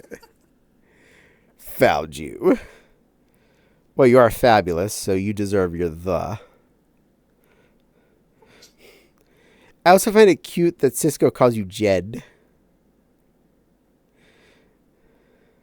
I don't mean you're cute. I find the concept that he calls you cute. That. I'm going to pay for that later still, aren't I? Just because I use the word in reference to you. I understand. It was not intentional to call you the C word. Yeah. I'll still pay for it. I accept my fate. That was my bad. Boop all the beans here. Yay! Give him some boops. I openly accept my fate when I actually say the C word related to the fabulous, awesome, adorable otter of fabulous and awesomeness. Yeah, you were talking about somebody else's reaction to him, though, not him. Exactly. I was not referring to him as cute. And I got my punishment. I gotta do squats. Note to self, add the in the front of my name. And hydrate. I will also hydrate. I will do the squats first, though. Scooch the chair. And upsies. 1, 2, 3, 4, 5, 6, 7, 8, 9, 10. There we go. 10 squats. Now I'm back in my chair. Standy uppy. And hydrate. Let me see if I can get that without one try. First try.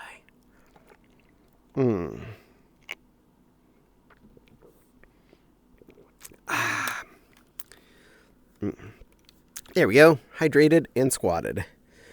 I found a new base model for my temp VR chat model. Nice. That sounds awesome. Which one did you pick? And I don't need the in front of my name. I'm just Caddie. I'm just me. Yo. I'm just this guy on the internet. This guy. Phantom, did I effectively pay my penance there for the incidental use of the word? I'm hoping so. Caddie, guess what has been happening to me? I don't know. What been happening to you, other cat pig? Still not used to that avatar not wearing undies? Oh, this one? Yeah.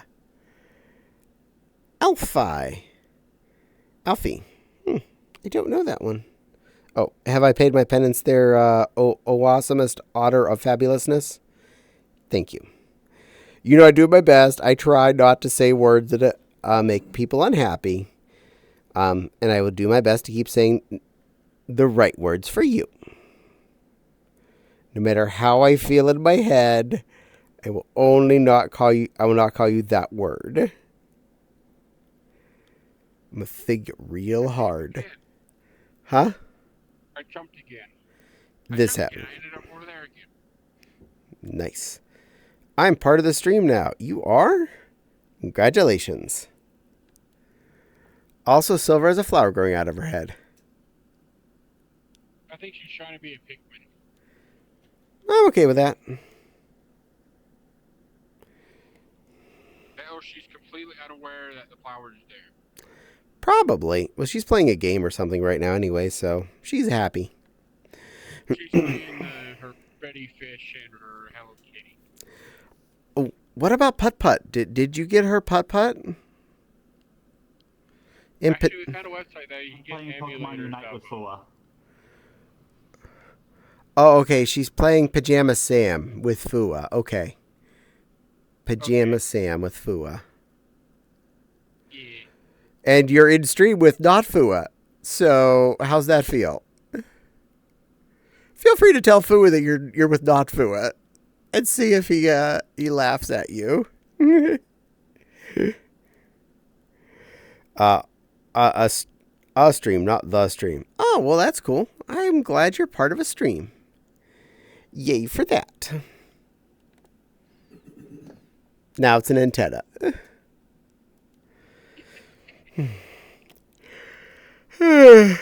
Oh, I definitely been enjoying playing games on stream as not just as a thing to do as a stream item, but as a thing for me. And the fact that I'm streaming is healthy because I'm being semi-social and I'm playing a game. Both are good things. And there's quite a few games I've been thinking of on and off that I be like, this would be a fun one to play. Even more if I get one of those HDMI translator critters. I do have the one on my throne that's like $40, and I can guarantee you there are a ton of HDMI based video games I could plug in and play. So there's that. Capture card? Yeah, capture card critter. Yeah, I have a cheap one and I can't figure out how to get it working. I'm sure I'd Like, I manage. plug it in and everything, but I can't figure out how to get it down to work. It's probably software related of some kind. And yep, Nepal just pulled it up there. I have about 10 or 11 things on there. No one is required to buy anything ever. But if you ever wanted to, you would get eternal gratitude and a free tickling for any item that's on the list. And That- from what you got, you have reasonable stuff. I have a bunch of random crap because I don't know how to ask people for stuff. I've just been trying to It's put... like, you know what, this looks cool. I'm like, oh, this looks cool, put it on there. Oh, this looks good. Yeah, whatever. I have enough wish list on like Amazon or whatever. I can just go through and find things and throw a link up there. And go, yeah, I actually want this. I'm not expecting anyone to buy it, but I'm going to put it out there. I'll take the time to click through the bumps. Do I think anyone's going to buy any of this stuff? No. Am I letting people have the option because I've been complained at that I don't have an option? I'm going to put it up there. And let people do what they want to do. So yeah. Pretty much everything that I put on there, though, is definitely stuff I would pay money I would get off of, say, member subscriptions and whatnot towards that anyway. So look at it that way. Any of that stuff would have gone towards those kinds of spends. So if you want it, that's an option. Oh, Bayu, Marau, hello, beautiful cat. Thank you for your first time chat here, sweetheart. How are you doing, sweetie? You are such a cute kitty. I've seen you in chats more than a few times, and I believe on Timmy streams, I've seen you physically visible. You are a very nice kitty. Thank you for joining us. This stream is pretty much the only hint of social interaction I have, but it's enough for me right now. Yay! Well, you show up in other people's streams and chat about, don't you? I mean, I've seen you other places, I think. I'm pretty sure. But I'm happy I'm part of your socialness. I don't mind being social. Thank you for the compliments. Well, you're a cute kitty. I like cute kitties. I mean, look in the lower left of this screen. You can see a picture of Caddie. The going live little icon-y guy down there. That's a picture of Caddie. I am pro kitty types. That's lower right. I'm sorry, lower right. I'm not good with spatial orientation when I'm looking from a mirror to a mirror to a mirror. I'm not cute. You're cute. Oh, Rainbow. You're a cute kitty. You're such a cute kitty. Yes, you are a cute kitty. You're a very cute kitty. I'm going to go on someone else's stream and redeem the fact that they have to call you a cute kitty. How's that sound? I may have enough points saved up there to do that like a bajillion times. Not joking. I have like 350,000 points on their stream saved up. Have I told you how many Sonas I have, Caddie? Might have. I'm just bad at remembering stuff. I have Caddie and a lot of other things. I'm on mobile, so I won't be able to hear it, unfortunately. I'll remember that. I'll wait till you're not on mobile so that you have to hear it. I mean, you can hear me saying it because I'll say it for free. You're such a cute kitty, Bill. You're such a cutie pie. You little cute. Who's a cute kitty? Bill, you're a cute kitty. You're such a cutie kitty. You're a kitty. See, I'll do that for free. I have no problem with that. Would you accept being called cute if I put up a poll about Caddie being cute? don't need to put up a poll about that. There's nothing. No need about that. No. We'll see what they say. Meryl. 205. You have 205 different sonas? That's a lot. Also, the middle part of my name is pronounced Boo, a.k.a. the French. Oh, Boo. I apologize. Boo. Rain, Boo.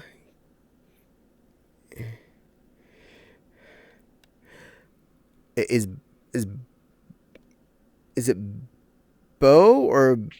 Oh, I'm still going to mess that up. Their name is probably Rainbow Cat. That makes a whole lot of sense. Oh, yeah, then you just got confirmed. Yeah, kind of like Rainbow. Oh. You know, without anyone hearing me say it for all this time, I'd always been saying it wrong because I'm bad at this game. Silly little bouquet.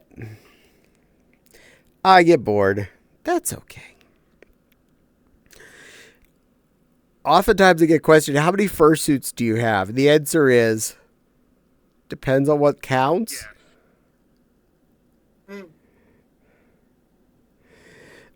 Because I have a lot of things that I would like all barely consider to things that are maybe just considered mascot costumes or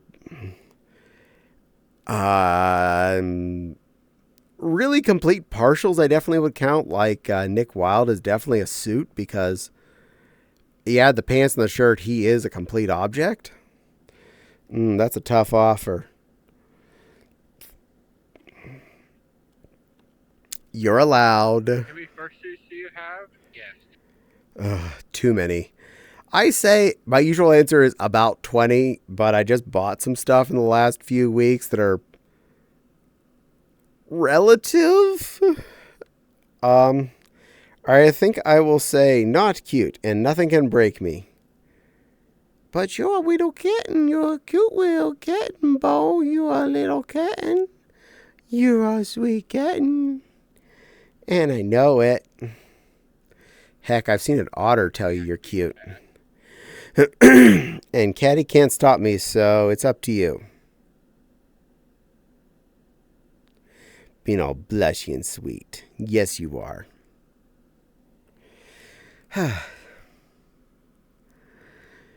Hot the diggity. Sorry, I can't stay. That is okay, other cat pig. You have a good rest of your night. You rest well and have fun. I'm a babysit. Remember, sit on the baby. That way it can't squirm away. And you don't have to do much watching because you've sat on it and you're done. I mean, babysitting. Why is this so complicated? How am I supposed to sit on this one if it's floating? I don't know. Yeah, it's your problem. You figure that out. You let your baby learn how to float. That's not my problem. That's not my fault. I'm not in charge of this. Hashtag not my problem. I might get question life if I put that in front of me. Why is there a triangle tube in front of her face? It's the quietest. Oh. That's fair then. I actually have been lurking a bit. I was in my night class, so my brain feels like, oh my, poor little mush brain. Another cat pig is looking all giggly. Well, I appreciate you lurking there, sweet kitty. You're such a good kitty. Thank you, thank you, thank you, thank you, thank you, thank you. Thank you for choosing to spend time with me. Nuzzle chat, you got it. I could never do night. Especially working 40 hours a week, I really can't. Let's see. I need to have it down on my waist when I'm done. They're not vehicle to open my face. Too high. All right. About there? Good. Nizzle. Too high. Too low. Nizzle.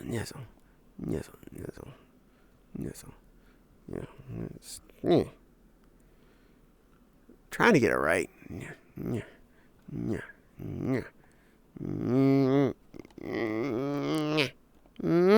you get a kiss at the end. All right. My eyes are not down here. Ironically, I'm actually putting it somewhere you don't want to think about because I'm sitting in a chair right now. But I know that's about where it needs to go.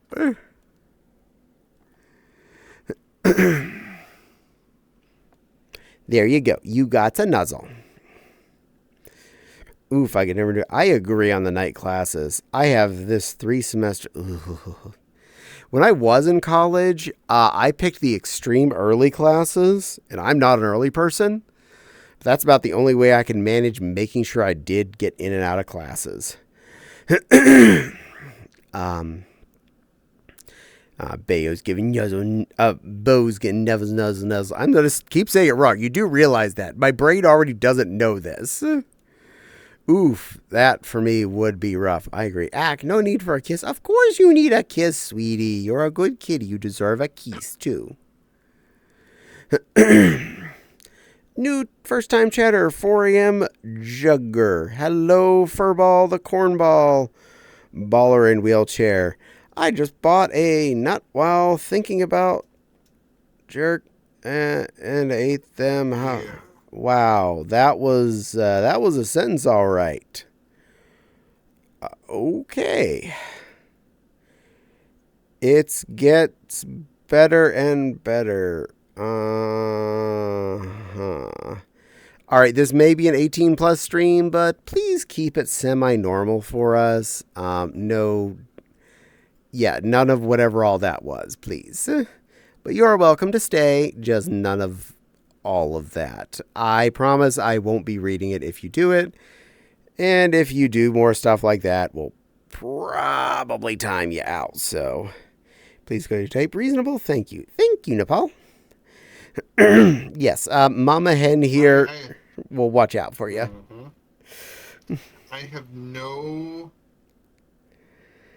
If you're mean or dumb in chat, I will time you out and have no issues doing that. Good girl. Good girl. Ugh.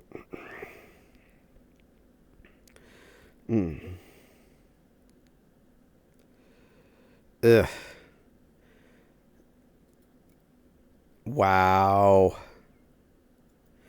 I'm sorry, Phantom. You don't deserve that. Scaredy face. Also, it's okay, Caddie. I have this pop up occasionally. Hugs. And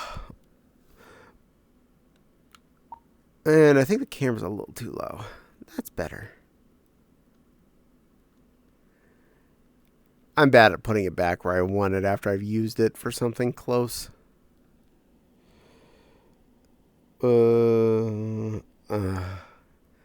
I'm sorry, Phantom. I really am. I definitely will admit, lovely kitty. The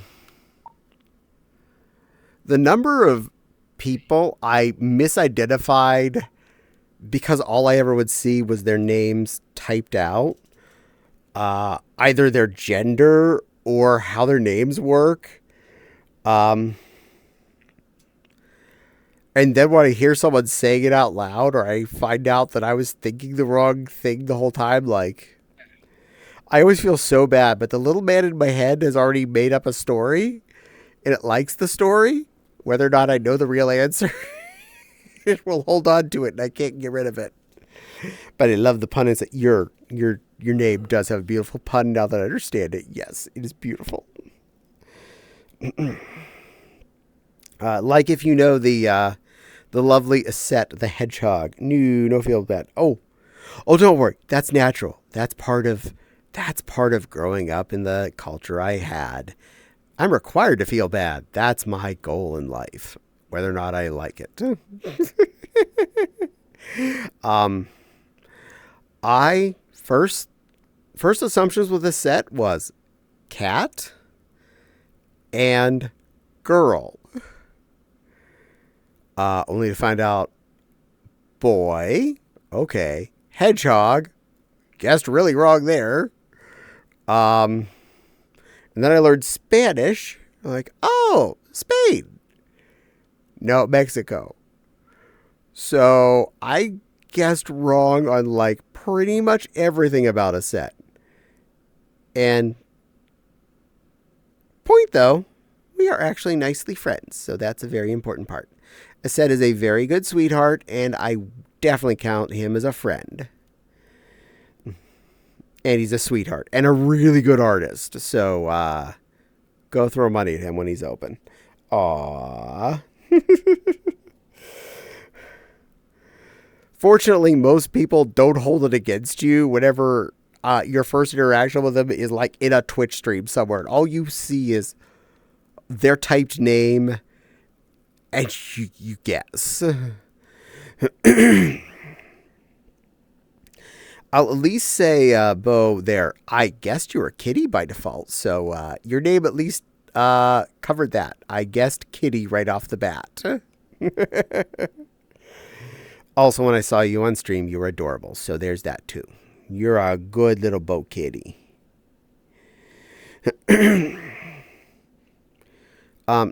So if you stand in front of a mirror and I can see both of you, does that make you a double rainbow? And then I have to ask what that means? Meow, I'm not that adorable. Yes, you are. It means he's not a vampire. True. Means you're not a vampire. We are relatively certain not a vampire.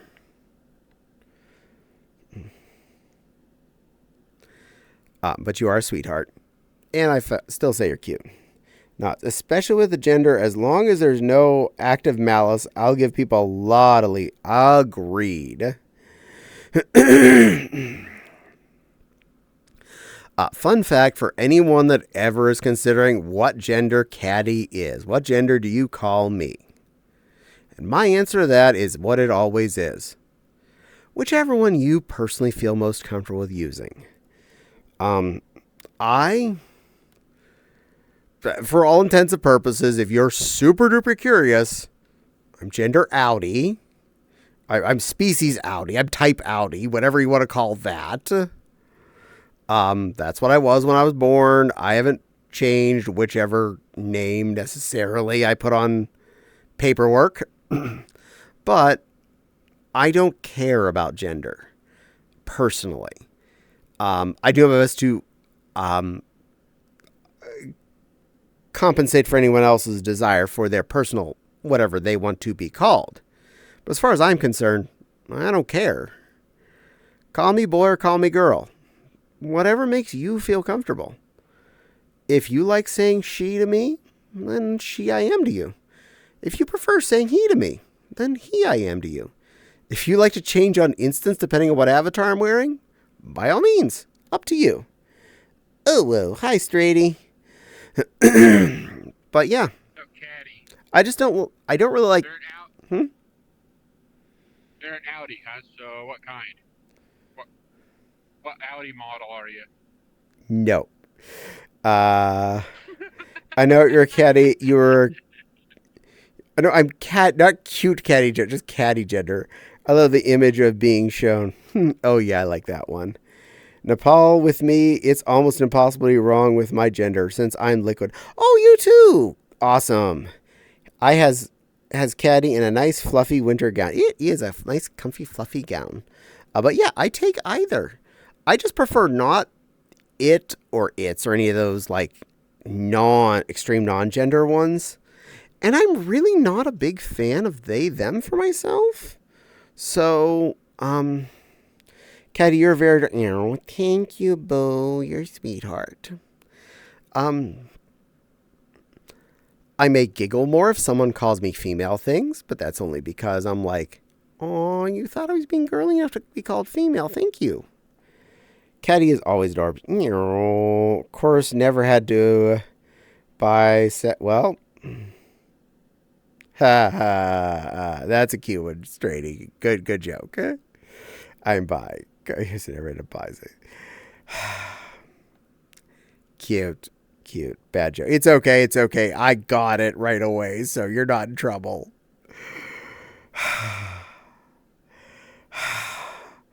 That's such a dad joke there, Straighty. That was dad energy to the extreme. Well done. Well done. Um, Fops needs to hear that one. I I'll appreciate that. I will let her know. She will probably use that. Um, at least Who's in dad joke? at least in furry spaces, I usually get called kitty or cat, but I don't like the P word assigned to me. Oh, you mean the P kitty word? Yeah, I that's kind of a rude word, so I can understand that. Not gonna. I don't like using that word in general, so you're safe here. And I did not grow up in an area where that was the word used for kitties, so safe in that card. Fun fact though, our first cat when I was born was named Sissy. Sissy was the name of the kitty. And look how I turned out. Pause. Pause. Gives a bug. Thank you, Miss Kate. Oh, call me Miss. You're sweetie. You're welcome, little Bo Kitty. You're a good kitty. Indiana, 500. I keep saying Dindy when I was little. That was the name of my first cat. Aww. Blushes. Male. Also, fun fact, I have been down to the Speedway in Indianapolis. Not during a race. We were just down in Indy for something. And Javi drove us there, and we drove near the track and looked at it. It is hella huge. That is a big circle of concrete with a lot of bleachers. Goodness gracious. Black male cat. Nice. Fox. Hi, Fua. Hi, Fua. Look, you can see you on stream without you being there. I love you, Fua. Okay, that was bad. But yeah, I always thought of this character as you, since that's where I first saw it. So, but I like it a lot. So Fopsy got me one. And I'm a good girl, Crystal. I'm a good girl. I am a good girl. Are you happy? You are. Thank you. Yes, you're a good girl. Last time I was at Indy racetrack was back when they had F1 racing. Nice. Oh, I'm not actually that far from you then. I'm up near Milwaukee. Oh, really? Nice. Nice. Yeah, we're in Fort Wayne. So, near the eastern border of northern Indiana. Indianapolis is about a 2-hour drive south of us. We're right off a couple of the main highways to get either direction, any of the main directions, north, south, east, or west.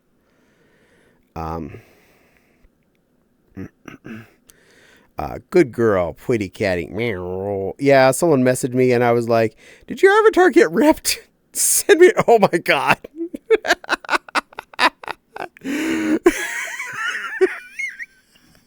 Yeah.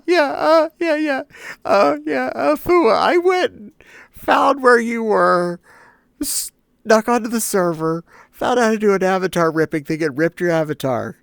That, because I am that kind of scary. No, I think Fopsy, Technically, I did the same thing. I'm relatively certain Fopsy spent $35 and then uploaded it for me because she loves me.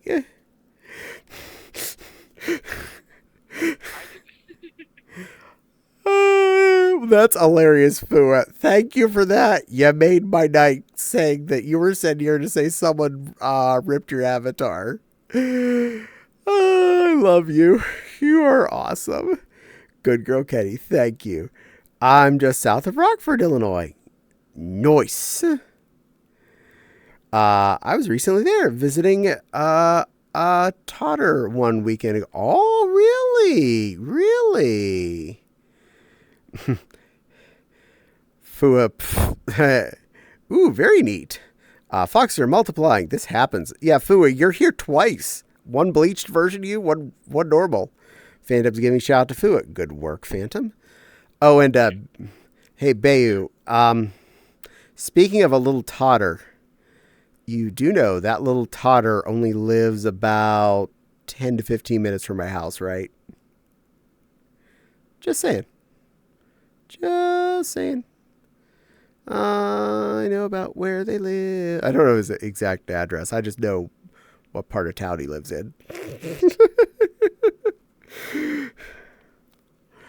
But yeah. I actually fell in a bucket of white paint. This is fair. I didn't know until now. Yep, that's more basic fun knowledge for you.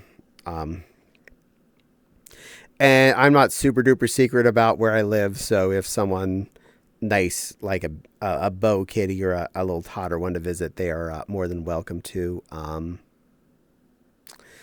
We, as I have explained to a certain little rainbow adorned otter, a room that would definitely suit that little totter, if you get my meaning, for anyone that wanted to visit and wanted to hang out in that kind of a room.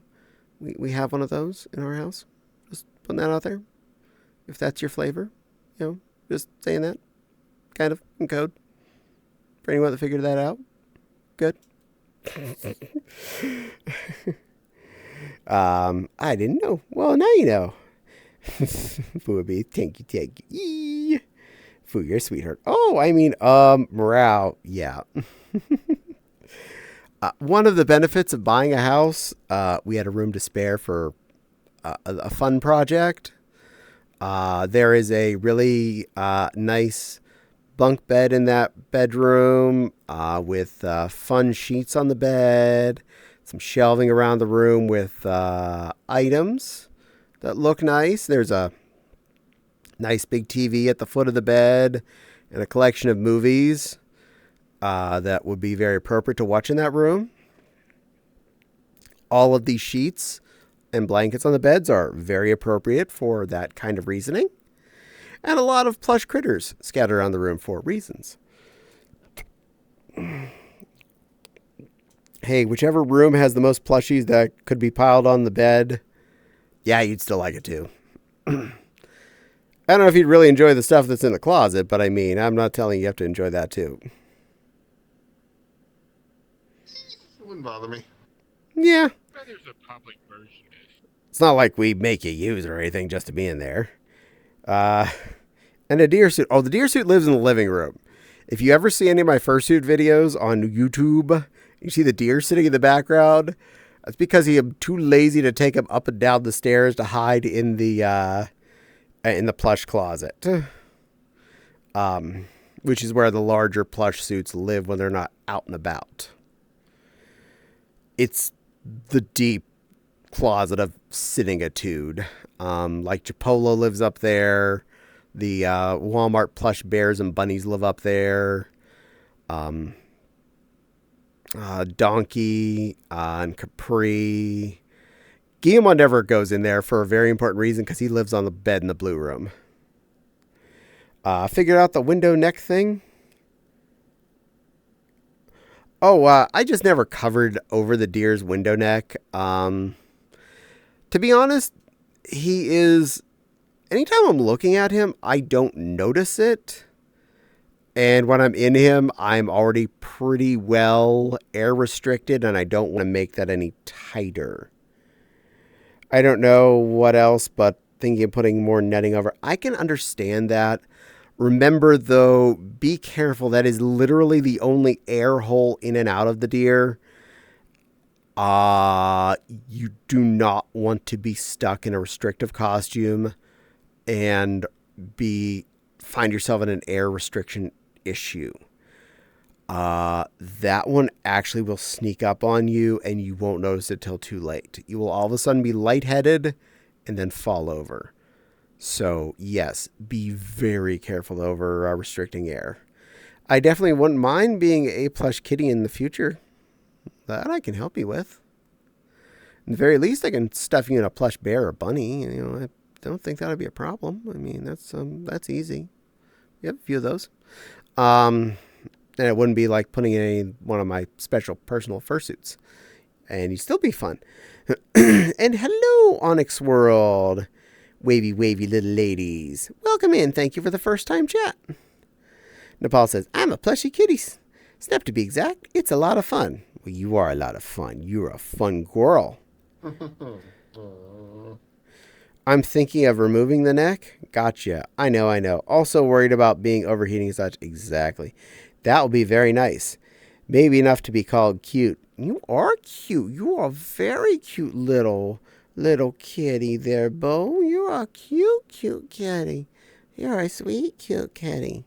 You're always a cute kitty. I know this. This is not a lie. This is facts. Onyx is nodding as Bayo is blushing. Meow. Very meow. Speaking of accidentally almost suffocating, I have done that in fursuit. Once out in public and once in my house. That will be some Mimp milk, I believe. Jack says there. 5:50 a.m. Why I'm awake? Because you needed some fox in your morning. Ooh, that does sound very fun. At home, I was trying to do a video with maximum amount of fluffy things put on my pink bunny.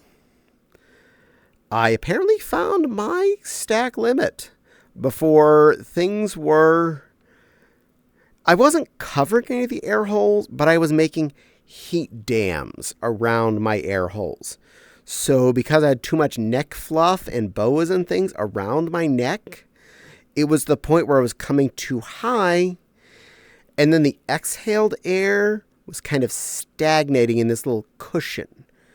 And because I had a lot on me and I was kind of warm, I was breathing a lot faster, meaning that little area was getting saturated with stagnant air. And I made it 30 seconds into recording before I actually popped my head before hitting stop. I did upload that to YouTube. I didn't upload it for months after this happened. And when I did upload it, I said, okay, I just want to share this to let you know I am safe. I popped my top before I passed out. I figured this out. I know my limits. I'm smart. That's why I do all my testing in the living room where I am in a safe zone. And I still had so many people posting, are you okay? Are you okay? I'm like, yep. Did you read the description? I specifically said I'm 100% okay. This was just to let you know I'm a good kitty. Onyx is tapping. Some accidental breath play is not the best thing to... Exactly. And the other time I definitely was getting a little bit too out of it is during an event at Anthrocon I don't do anymore, even if it is still in existence. And that would be the parade. 2 years ago, I was in Mewtwo. It started from really cramped. I mean, personally, I don't mind it. It's all good. It was a really cramped room. I'm in a suit with a big rudder of an ass, so I can barely turn around without knocking over things normally, let alone with a crowded room full of people in fursuits. First off, they tell us to move to the front of the room. Okay, I wiggle myself as front to the room as possible because they say we'll get out first. Cool. And then they say, go back to the back corner and drink water. I look and I'm like, how the hell you expect me to get back there through all these people? I don't know how I made it up to here. And then, of course, they lied to us. They weren't letting the people out of the front of the room out first. They let the people out by the door first, which is, logical because that's how doors work. That's why you don't like the death walk. Exactly. So, by the time the death march even started, I was already not doing well. Oof, crowd crush. Yeah, Yeah. So it usually can take a couple of hours to line all the people out of this room, let alone do your time walking through it and escaping thereafter. I was really out of it by the time I even got to leave the room, but I had no options. I could not escape. I was in a trapped situation, and I couldn't get to the water to hydrate. I basically schlumped through the actual parade, doing my best to be entertaining to the crowd. I got to the end, and I'm like, okay, if I go back out that door I just came in, I just have to cross a half a block, and I'm in my hotel room. I got told by staff I was not allowed to go back out that door. I was like, what? I just need to go that way. Right there. I'm at the brewery. It's across the street. I'm dead. I'm going to be very dead if I don't. Looks like that. This happens. They probably didn't want to be here. No, you're not allowed to just exit the bottom floor of the convention center. You must go up to the third floor of the convention center, walk around the length of it, and go up to the Sky Bridge to cross over to the Westin and go down through that, and then you're allowed to exit.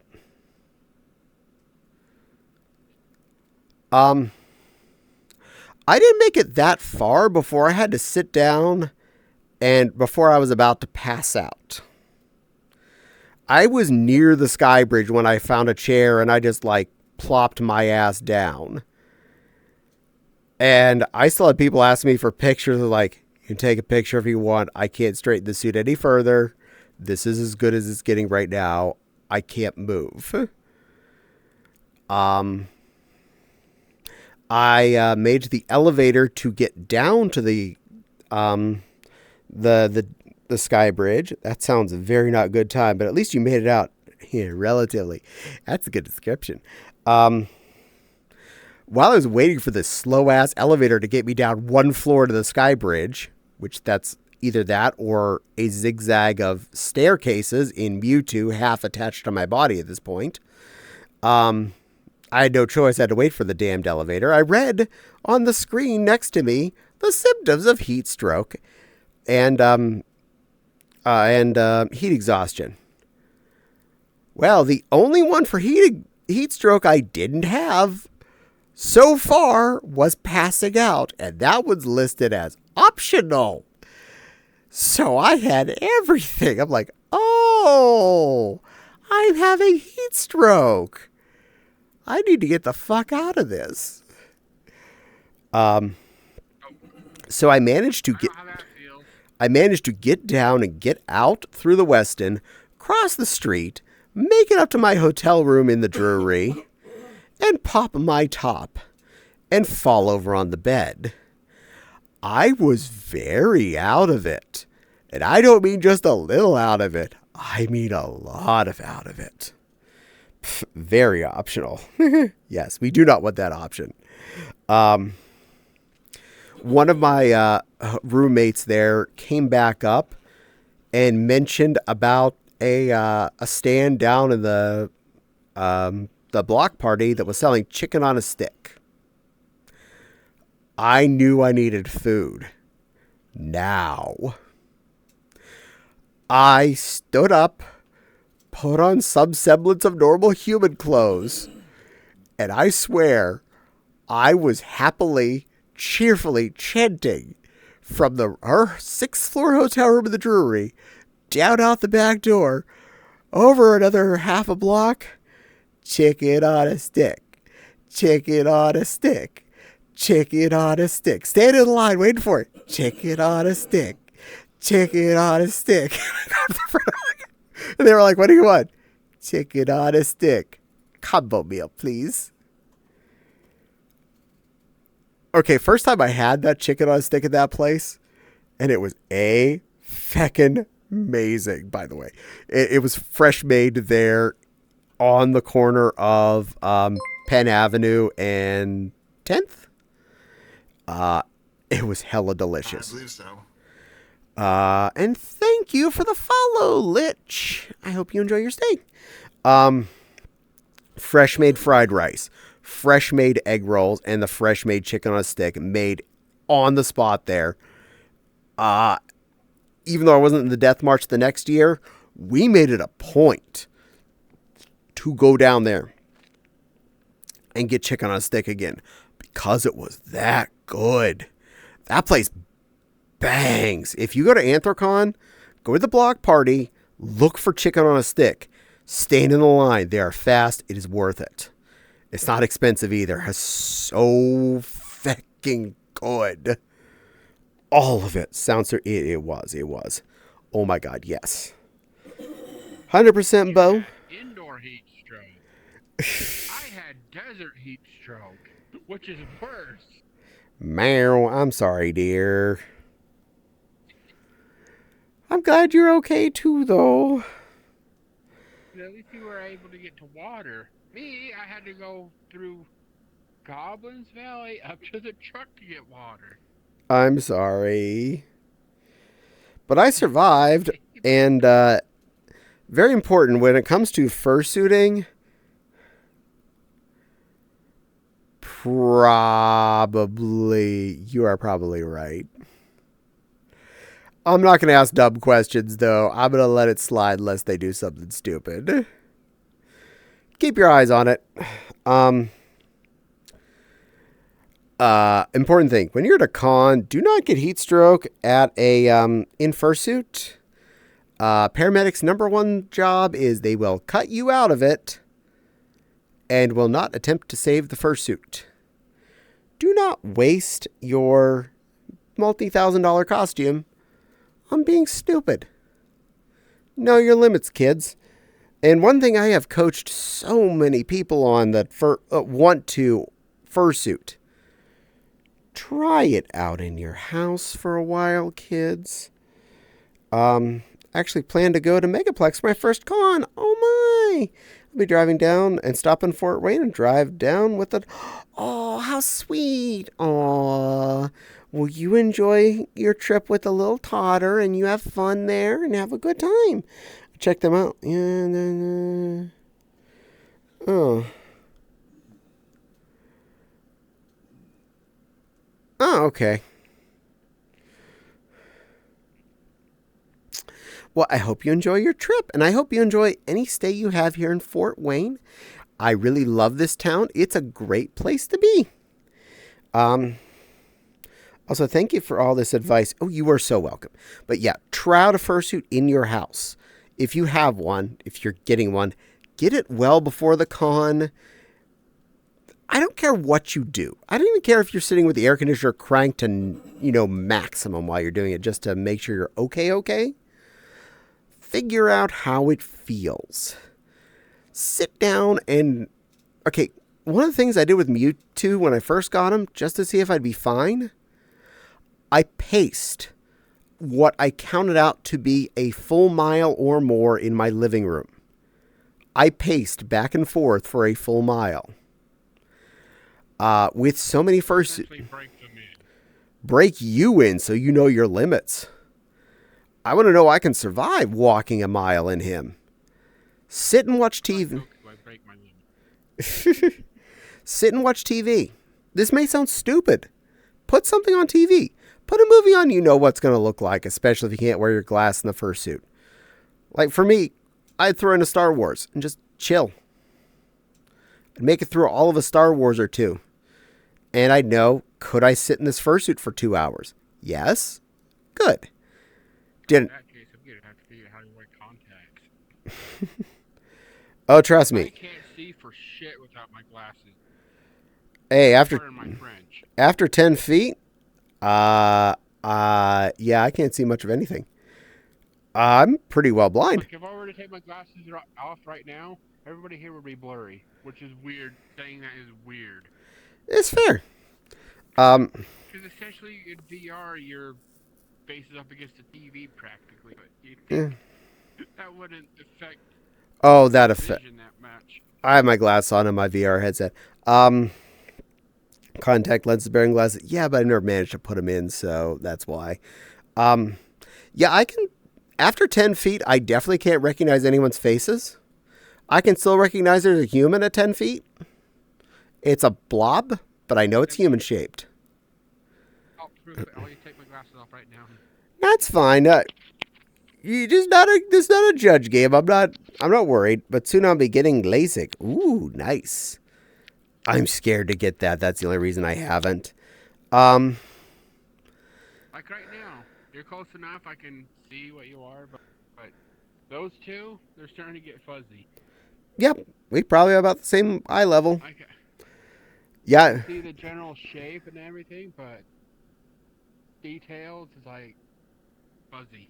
Before I follow, smart move. Do it while you still got good insurance. Good move.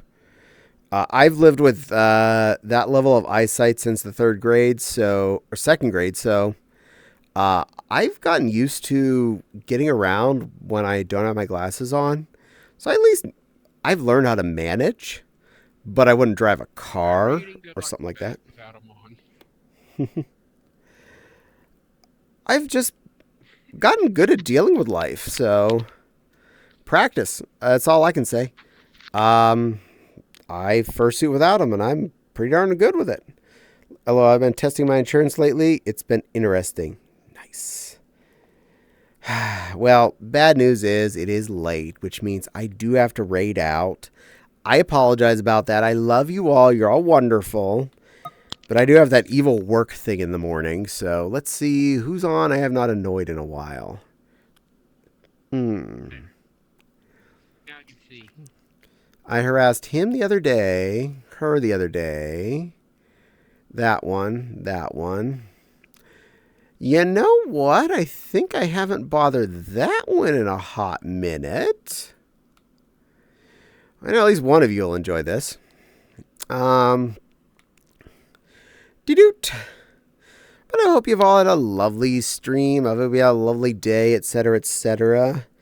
Remember, I stream every Monday from 7 to 11 Eastern. Usually a little bit further. I've been doing random streams playing Borderlands other nights of the week. So if you get bored and want to watch me go pew pew, I still will talk to you. I just don't like talk for 4 straight hours. During that, I'm usually concentrating on the game and I will respond to chat. So don't expect massive story time, but I will happily read what you have to say and talk to you. And then on occasion do a pew pew with the plushie. More often than not now, we are aiming for Sunday nights with Nepal being part of my pew pew partner, and looking to possibly add Fopsy as a pew pew partner on possibly that same night. We'll see how things roll. But when you get Borderlands 3 started, I will join the pew pew. Yay! I like playing with friends sometimes. I do like playing alone sometimes too, but I do like playing with friends. But I'm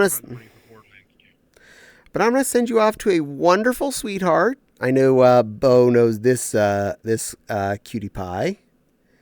Ad ended. Oh, you didn't miss much. I was just talking about. It was nice to see you all. I apologize. Gives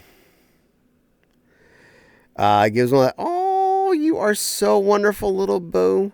Thank you for being a sweet kitty. I appreciate you. I come up and hug, but I'm looking at my pop-up screen right now, so I can't move. But I'm going to send you off to a sweet little toddler.